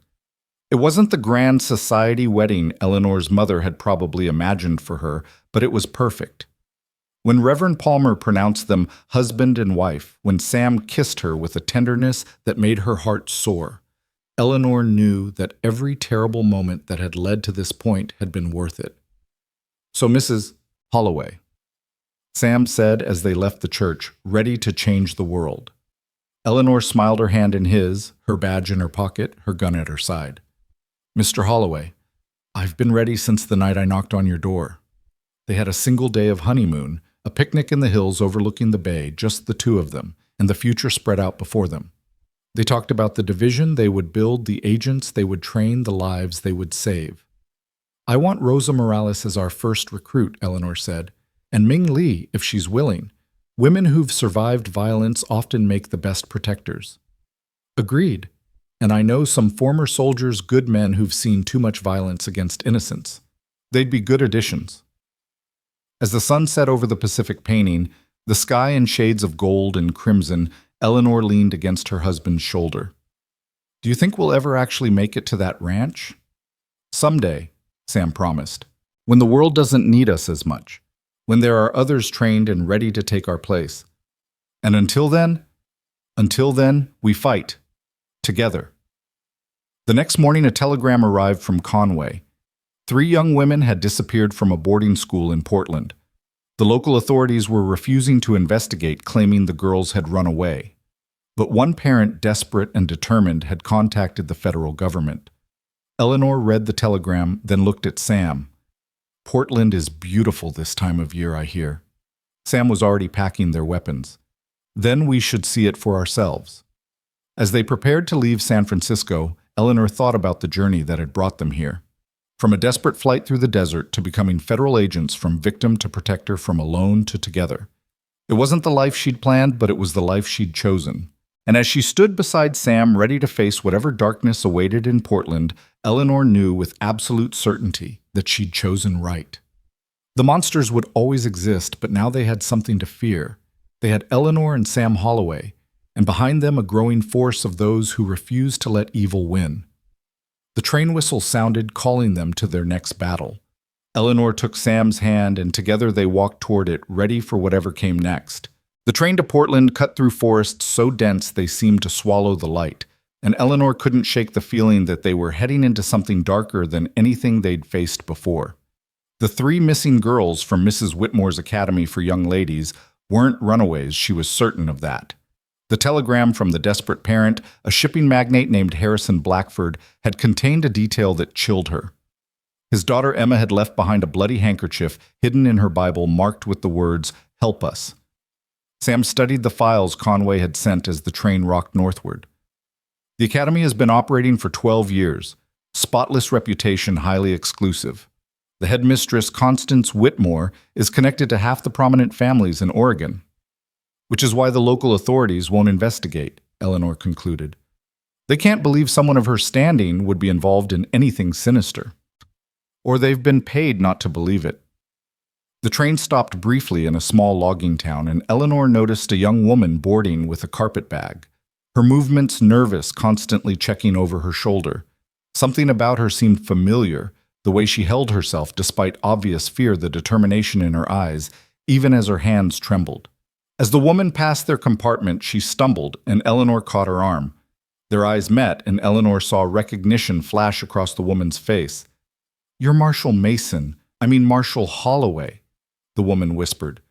"I heard you speak at the trial in San Francisco about Sterling." Eleanor guided her into their compartment, closing the door. "You're running from something." The woman nodded, tears starting to fall. "My name is Jennifer Hartley. I was a teacher at Mrs. Whitmore's Academy. I fled really 3 days ago. Those girls didn't run away. They were sold." Sam and Eleanor exchanged grim looks. Another trafficking ring hidden behind respectability and social standing. "Tell us everything," Eleanor said gently. Jennifer's story unfolded like a nightmare dressed in propriety. The academy was indeed exclusive, accepting only girls from wealthy families, or so it seemed. In reality, some students were orphans, or girls from poor families, their tuition allegedly paid by anonymous benefactors. These were the ones who disappeared. Mrs. Whitmore calls it placement in suitable situations, Jennifer said bitterly. She tells the other teachers the girls have been adopted by wealthy families abroad, but I saw the truth. I saw men come at night, examine the girls like livestock. I heard money change hands.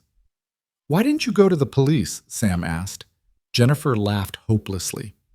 "The police chief's own daughter attends the academy, one of the legitimate students. The mayor's wife is on the board of trustees. Who would believe me against them?" "We believe you," Eleanor said firmly. "Where do the girls go after they're sold?" "Ships in Astoria. They're taken to a house there, first prepared for transport. I don't know where after that, China maybe, or South America. Wherever young American girls fetch the highest price." Eleanor felt the familiar fire building. Emma Blackford and the 2 other missing girls, they might still be in that house in Astoria waiting for a ship. There was still time. "Jennifer, we need you to be brave a little longer," Eleanor said. "We need someone inside the academy to confirm which girls are targets to document evidence. Can you go back?" The woman paled. "If Mrs. Whitmore suspects, I know." "We'll protect you," Sam promised. "We'll be in Portland by morning. Give us 1 day to position ourselves, then return to the academy. Say you had a family emergency, but it's resolved." Jennifer agreed, though fear was written in every line of her face. They gave her a small pistol and showed her how to use it, then watched her leave the train at the next stop, where she'd catch a local back to Portland. As the train continued north, Eleanor stared out at the dark forests, thinking about the parents who'd sent their daughters to Mrs. Whitmore's Academy, believing they were providing the finest education, never knowing they were delivering their children to monsters. "This is different from the others," Sam observed. "More sophisticated. Sterling was brutal but obvious. This is insidious, using education respectability trust." "Which makes it worse," Eleanor replied. "Parents who can't afford proper schooling, thinking they've been blessed with an opportunity only to lose their daughters forever." They arrived in Portland as dawn was breaking, the city shrouded in mist from the Columbia River. It was smaller than San Francisco, but growing rapidly, with the same mix of legitimate business and criminal enterprise that marked all frontier cities. Their first stop was Harrison Blackford's mansion on the hill overlooking the city. The man who answered the door was broken wealth and power meaningless in the face of his daughter's disappearance. "Emma is my only child," he said, his voice cracking. "Her mother died giving birth to her. She's all I have in the world." Eleanor showed him the federal badges. "We're going to get her back, Mr. Blackford, but we need your help. Tell us everything about the academy, about Mrs. Whitmore." Blackford's information confirmed Jennifer's story. Several girls had left the academy suddenly, over the years always the scholarship students, always with explanations that seemed reasonable at the time, but suspicious in retrospect. "I funded some of those scholarships myself," Blackford said, horror dawning on his face. "Good God, did I help send those girls to their doom?" "You couldn't have known," Sam assured him, "but you can help us stop it now. We need you to act normally, keep attending academy functions. Don't let them suspect we're investigating." Their next visit was to the U.S. Attorney's Office, where they found an unexpected ally.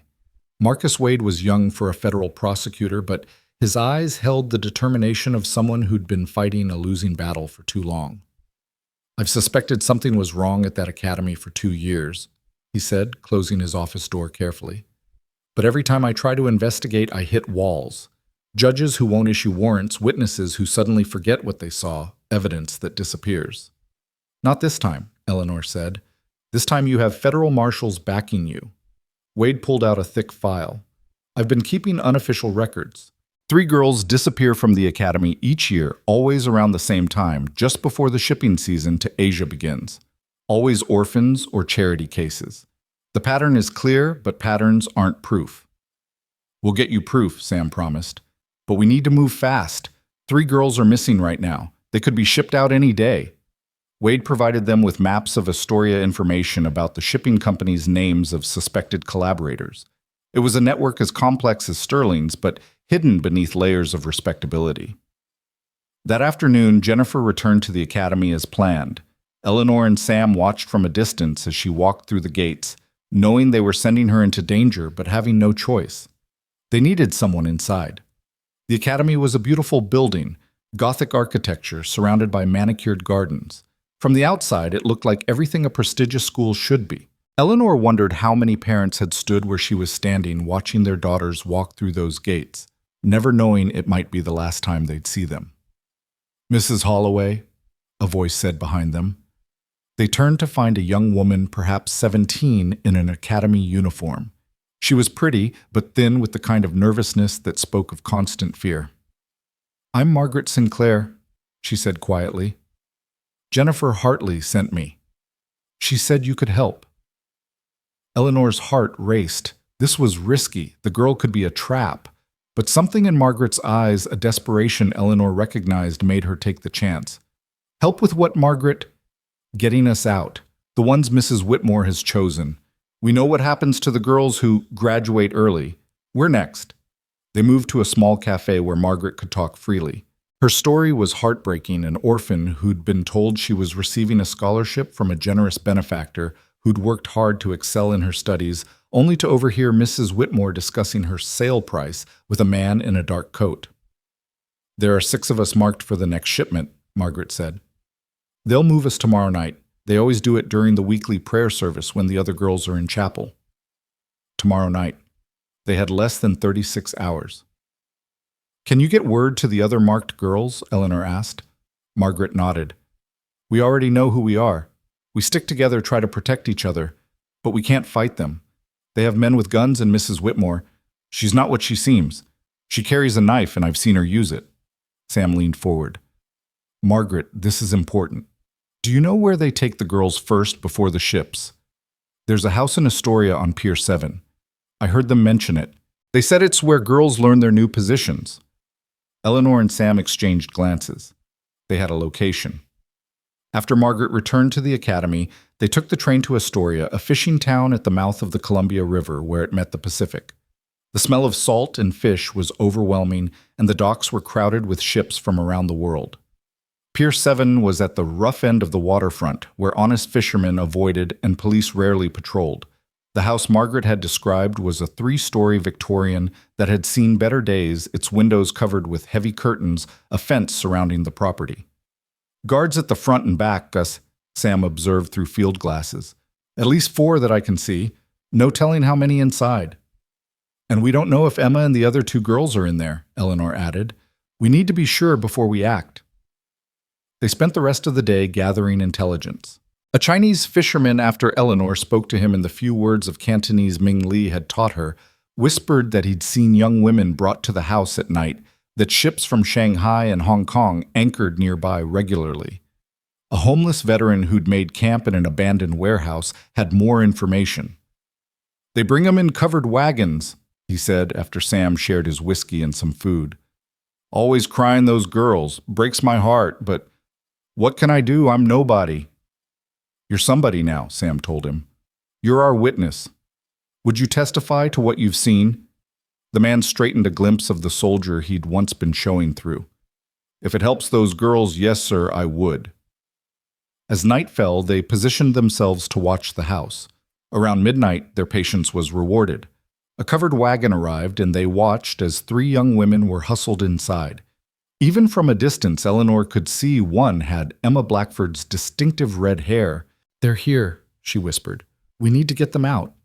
We need backup, Sam countered. This isn't like Sterling's auction where we could count on shock and confusion. They're expecting trouble. Eleanor knew he was right, but every hour those girls spent in that house was an hour of trauma they'd carry forever. She made a decision. You go back to Portland, get Wade and whatever federal agents he can muster. I'll stay here, watch the house, make sure they don't move the girls. Sam's jaw clenched. Eleanor, Sam, someone needs to stay. If they try to move them to a ship, I'll create a distraction by time, but we need that backup. He wanted to argue she could see it in his eyes, but he also knew she was right. If anything happens to you, it won't. I'm not the scared girl who ran through the desert anymore. I'm a federal marshal, and I'm very good at what I do. Sam kissed her fiercely, then left for the train station. Eleanor settled in to watch the Colt at her side, the rifle Sam had left her across her lap. The night passed slowly. Around 3 in the morning, she saw movement. Someone leaving the house walking quickly toward the docks. Eleanor followed at a distance, staying in shadows. The figure met with a ship's captain at a tavern that stayed open for the rough trade. Eleanor positioned herself at a window where she could hear their conversation. 3 days, the captain was saying. We sail with the tide. Your cargo needs to be ready. It will be. 6 from the Academy 3 we've already collected. 9 total. At 5,000 each, that's, I can count, the captain interrupted. Just make sure they're healthy. Damaged goods fetch lower prices. Eleanor's stomach turned. Cargo. Goods. These men were discussing human beings, young girls, as if they were bales of cotton. She followed the figure back to the house, noting the increased guard presence as dawn approached. They were getting ready for something. The prayer service at the academy was that evening. They'd be bringing 6 more girls here tonight, but Sam would be back with help by then. They'd stop this. The day passed with agonizing slowness. Eleanor moved positions regularly to avoid detection, surviving on the food and water Sam had left her. She watched delivery men come and go, noted guard shifts, memorized every detail of the house's defenses. At 4 in the afternoon, she saw Jennifer Hartley. The teacher was in a carriage with Mrs. Whitmore herself, and they were heading for the house. Eleanor's blood ran cold. Had Jennifer been discovered?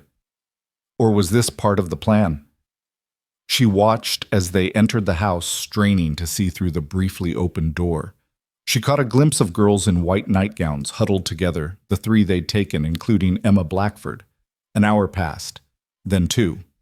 No sign of Jennifer or Mrs. Whitmore leaving. As the sun began to set, Eleanor made a decision. She couldn't wait for Sam and backup. If Jennifer was in danger, if they were preparing to move the girls early, she had to act. She approached the house from the rear, where a single guard smoked a cigarette in the dying light. Eleanor moved silently, skills learned through months of danger serving her well. The guard never heard her coming. The rifle butt to his head dropped him instantly. She took his keys and entered through the back door into a kitchen. Voices came from somewhere above Mrs. Whitmore's cultured tones, mixing with male laughter. Eleanor moved through the house like a ghost, checking rooms. In the basement, she found them. 9 girls in a cage, barely big enough for 3 drugged but conscious. Emma Blackford's red hair was matted with sweat, her expensive dress replaced with a rough shift. The other girls were in similar states, scared, confused, some crying quietly. And in a separate cell, Jennifer Hartley, her face bruised her arm at an angle that suggested it was broken. "Jennifer," Eleanor whispered. The teacher's eyes opened, focused with difficulty. "They know. Mrs. Whitmore knew all along. It's a trap." The blow came from behind, dropping Eleanor to her knees. She rolled, bringing up the Colt, but a boot kicked it from her hand. She looked up to see Mrs. Whitmore standing over her, no longer the respectable headmistress, but something feral and vicious. "Marshall Holloway," the woman said with a smile that didn't reach her eyes. "We've been expecting you. Did you really think we didn't know about the famous Eleanor Mason killer of Caldwell and Sterling? You've become quite the legend among those of us in the trade." Eleanor struggled to her feet, assessing. 2 guards had entered behind Mrs. Whitmore, guns drawn. Her weapons were gone, but she still had the knife in her boot if she could reach it. "The trade," Eleanor spat. "You mean slavery?" "I mean business," Mrs. Whitmore corrected. "Supply and demand. There are men across the ocean who will pay handsomely for American girls exotic to them, you see. And there are girls here who serve no purpose, contribute nothing. I give them purpose. You destroy them. I refine them, polish them into something valuable." Mrs. Whitmore pulled out a long, thin blade. "Usually, but you, Marshall, you're too dangerous to refine. You'll simply disappear. They'll find your body in the river, another victim of Astoria's rough waterfront." Eleanor laughed, surprising everyone, including herself. "You think you're the first to try to kill me? Caldwell tried.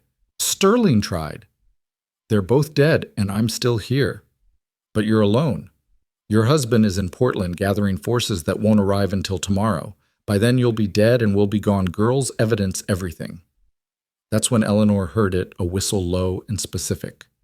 Sam's signal. He hadn't gone to Portland. He'd stayed, probably watching, waiting for her to need him.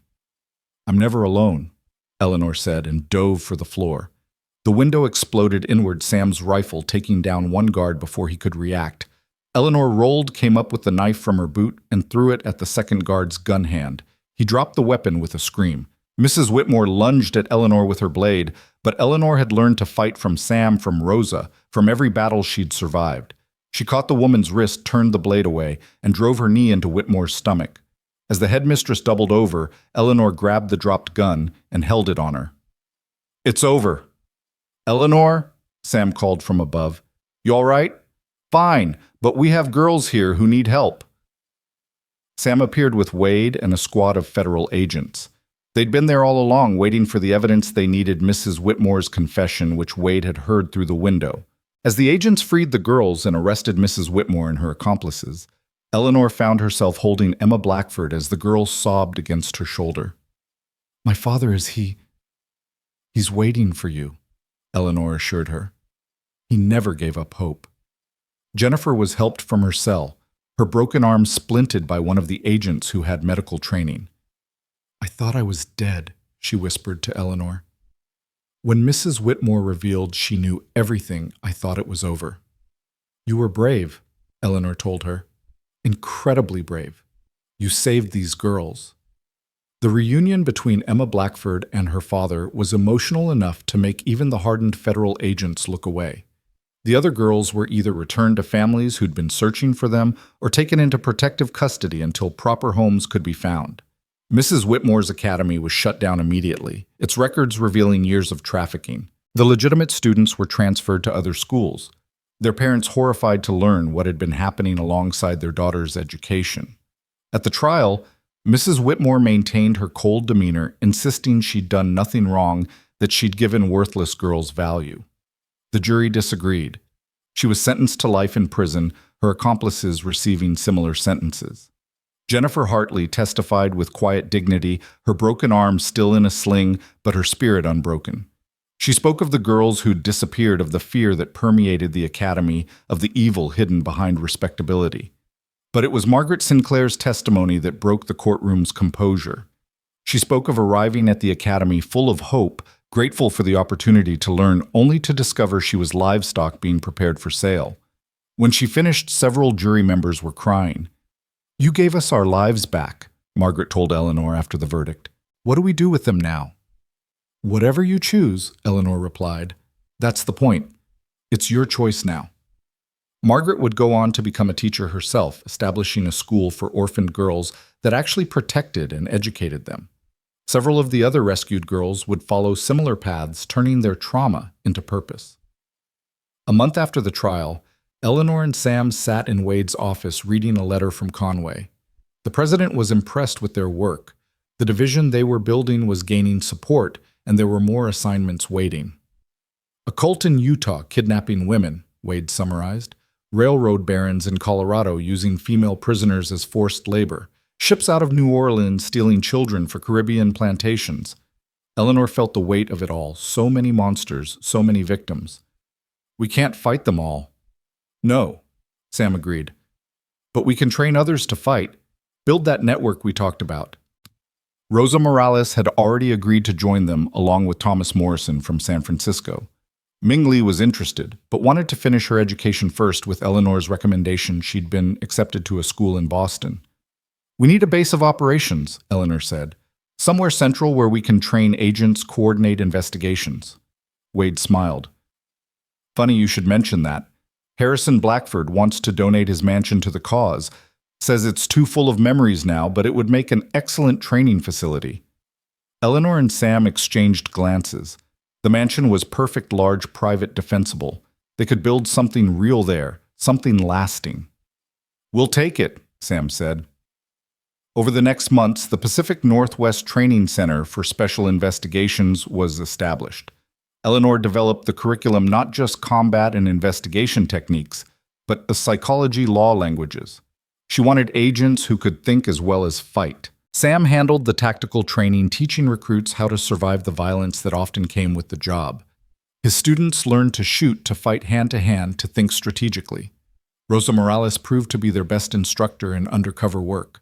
She could transform herself completely, becoming whoever she needed to be to get close to targets.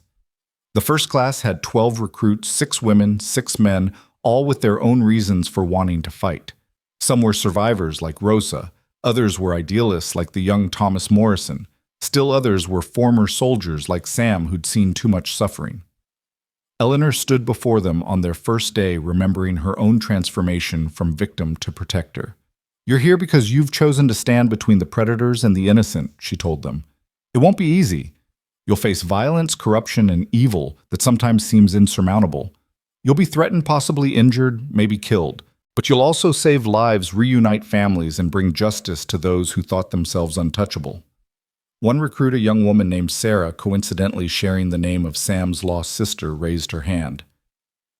Marshall Holloway, what if we're not brave enough? Eleanor smiled. Bravery isn't the absence of fear. It's action despite fear. Every day you choose to continue this training, every time you face what frightens you, you're being brave. The training was intense. Eleanor taught them to recognize trafficking patterns, to understand the psychology of both predators and victims. Sam drilled them in combat until their responses became instinct. Rosa showed them how to infiltrate organizations, gather evidence, maintain cover even when terrified. They also learned from failures. One training exercise went wrong when a recruit broke cover too early, alerting the mock traffickers. Eleanor used it as a teaching moment. In the real world, that mistake costs lives, she said bluntly. Not just yours, but the victims you're trying to save. Every decision matters. 6 months into the training program, they received their first real test.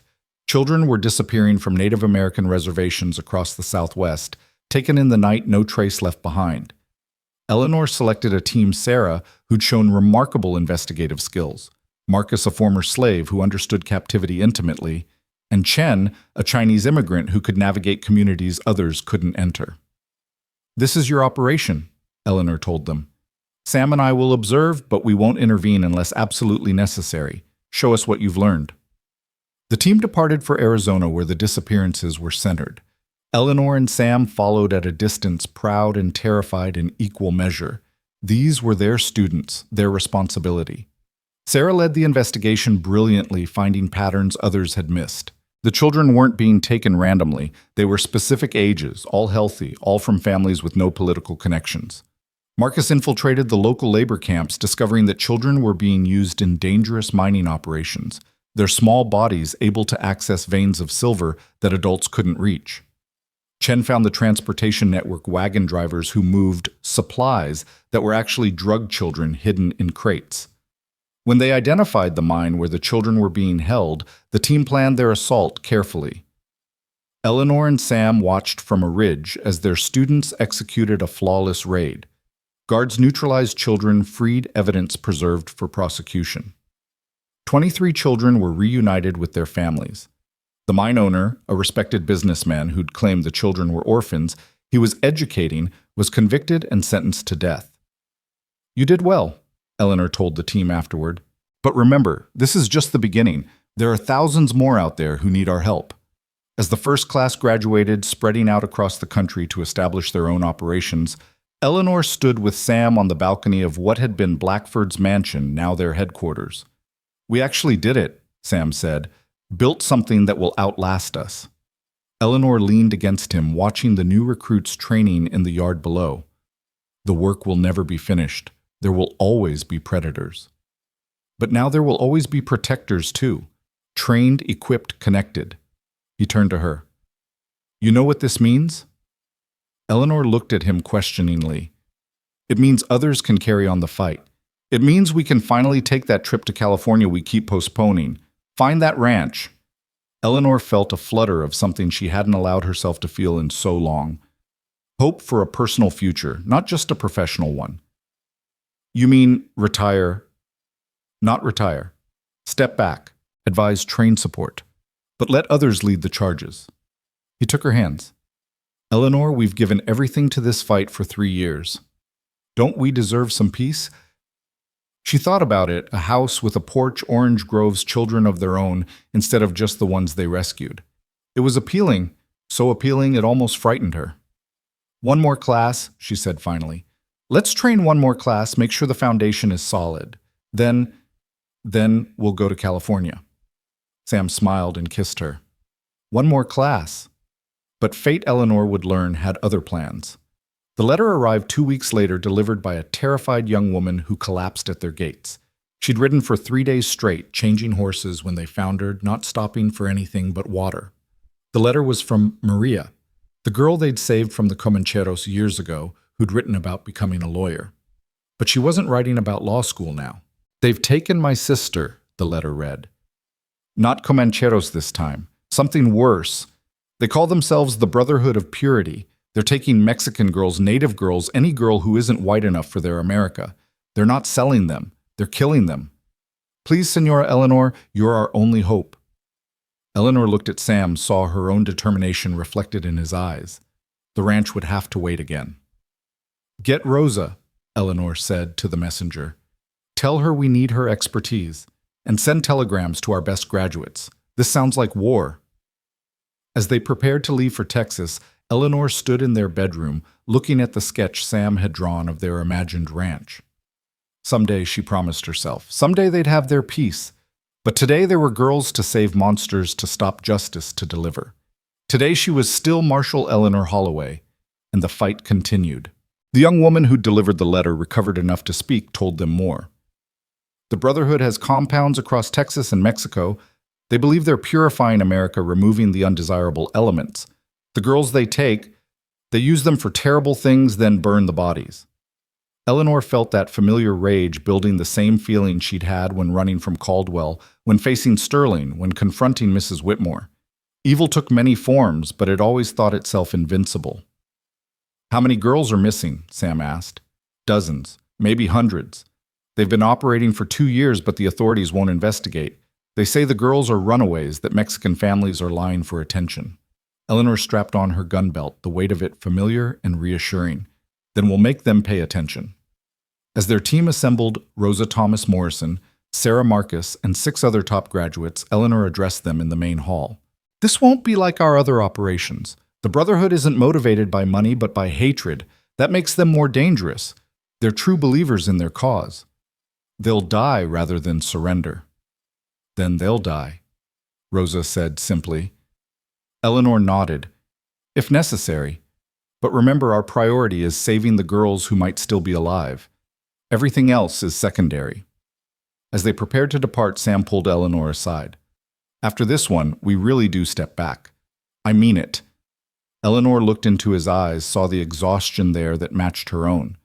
They'd been fighting for so long they'd almost forgotten what peace looked like. After this one, she agreed. I promise. But as they rode toward Texas, in another battle, Eleanor wondered if peace was ever really possible for people like them. They'd seen too much, knew too much about the darkness that lurked beneath society's surface. Could they really walk away knowing that evil continued unchecked? The question would have to wait. For now, there were girls to save, justice to deliver, and monsters to face. The Brotherhood of Purity was about to learn what so many before them had discovered, that Eleanor and Sam Holloway were forces of nature unstoppable when innocents were threatened. The war continued, and they rode toward it together as they always had, as they always would, until the last monster was dead, or they were.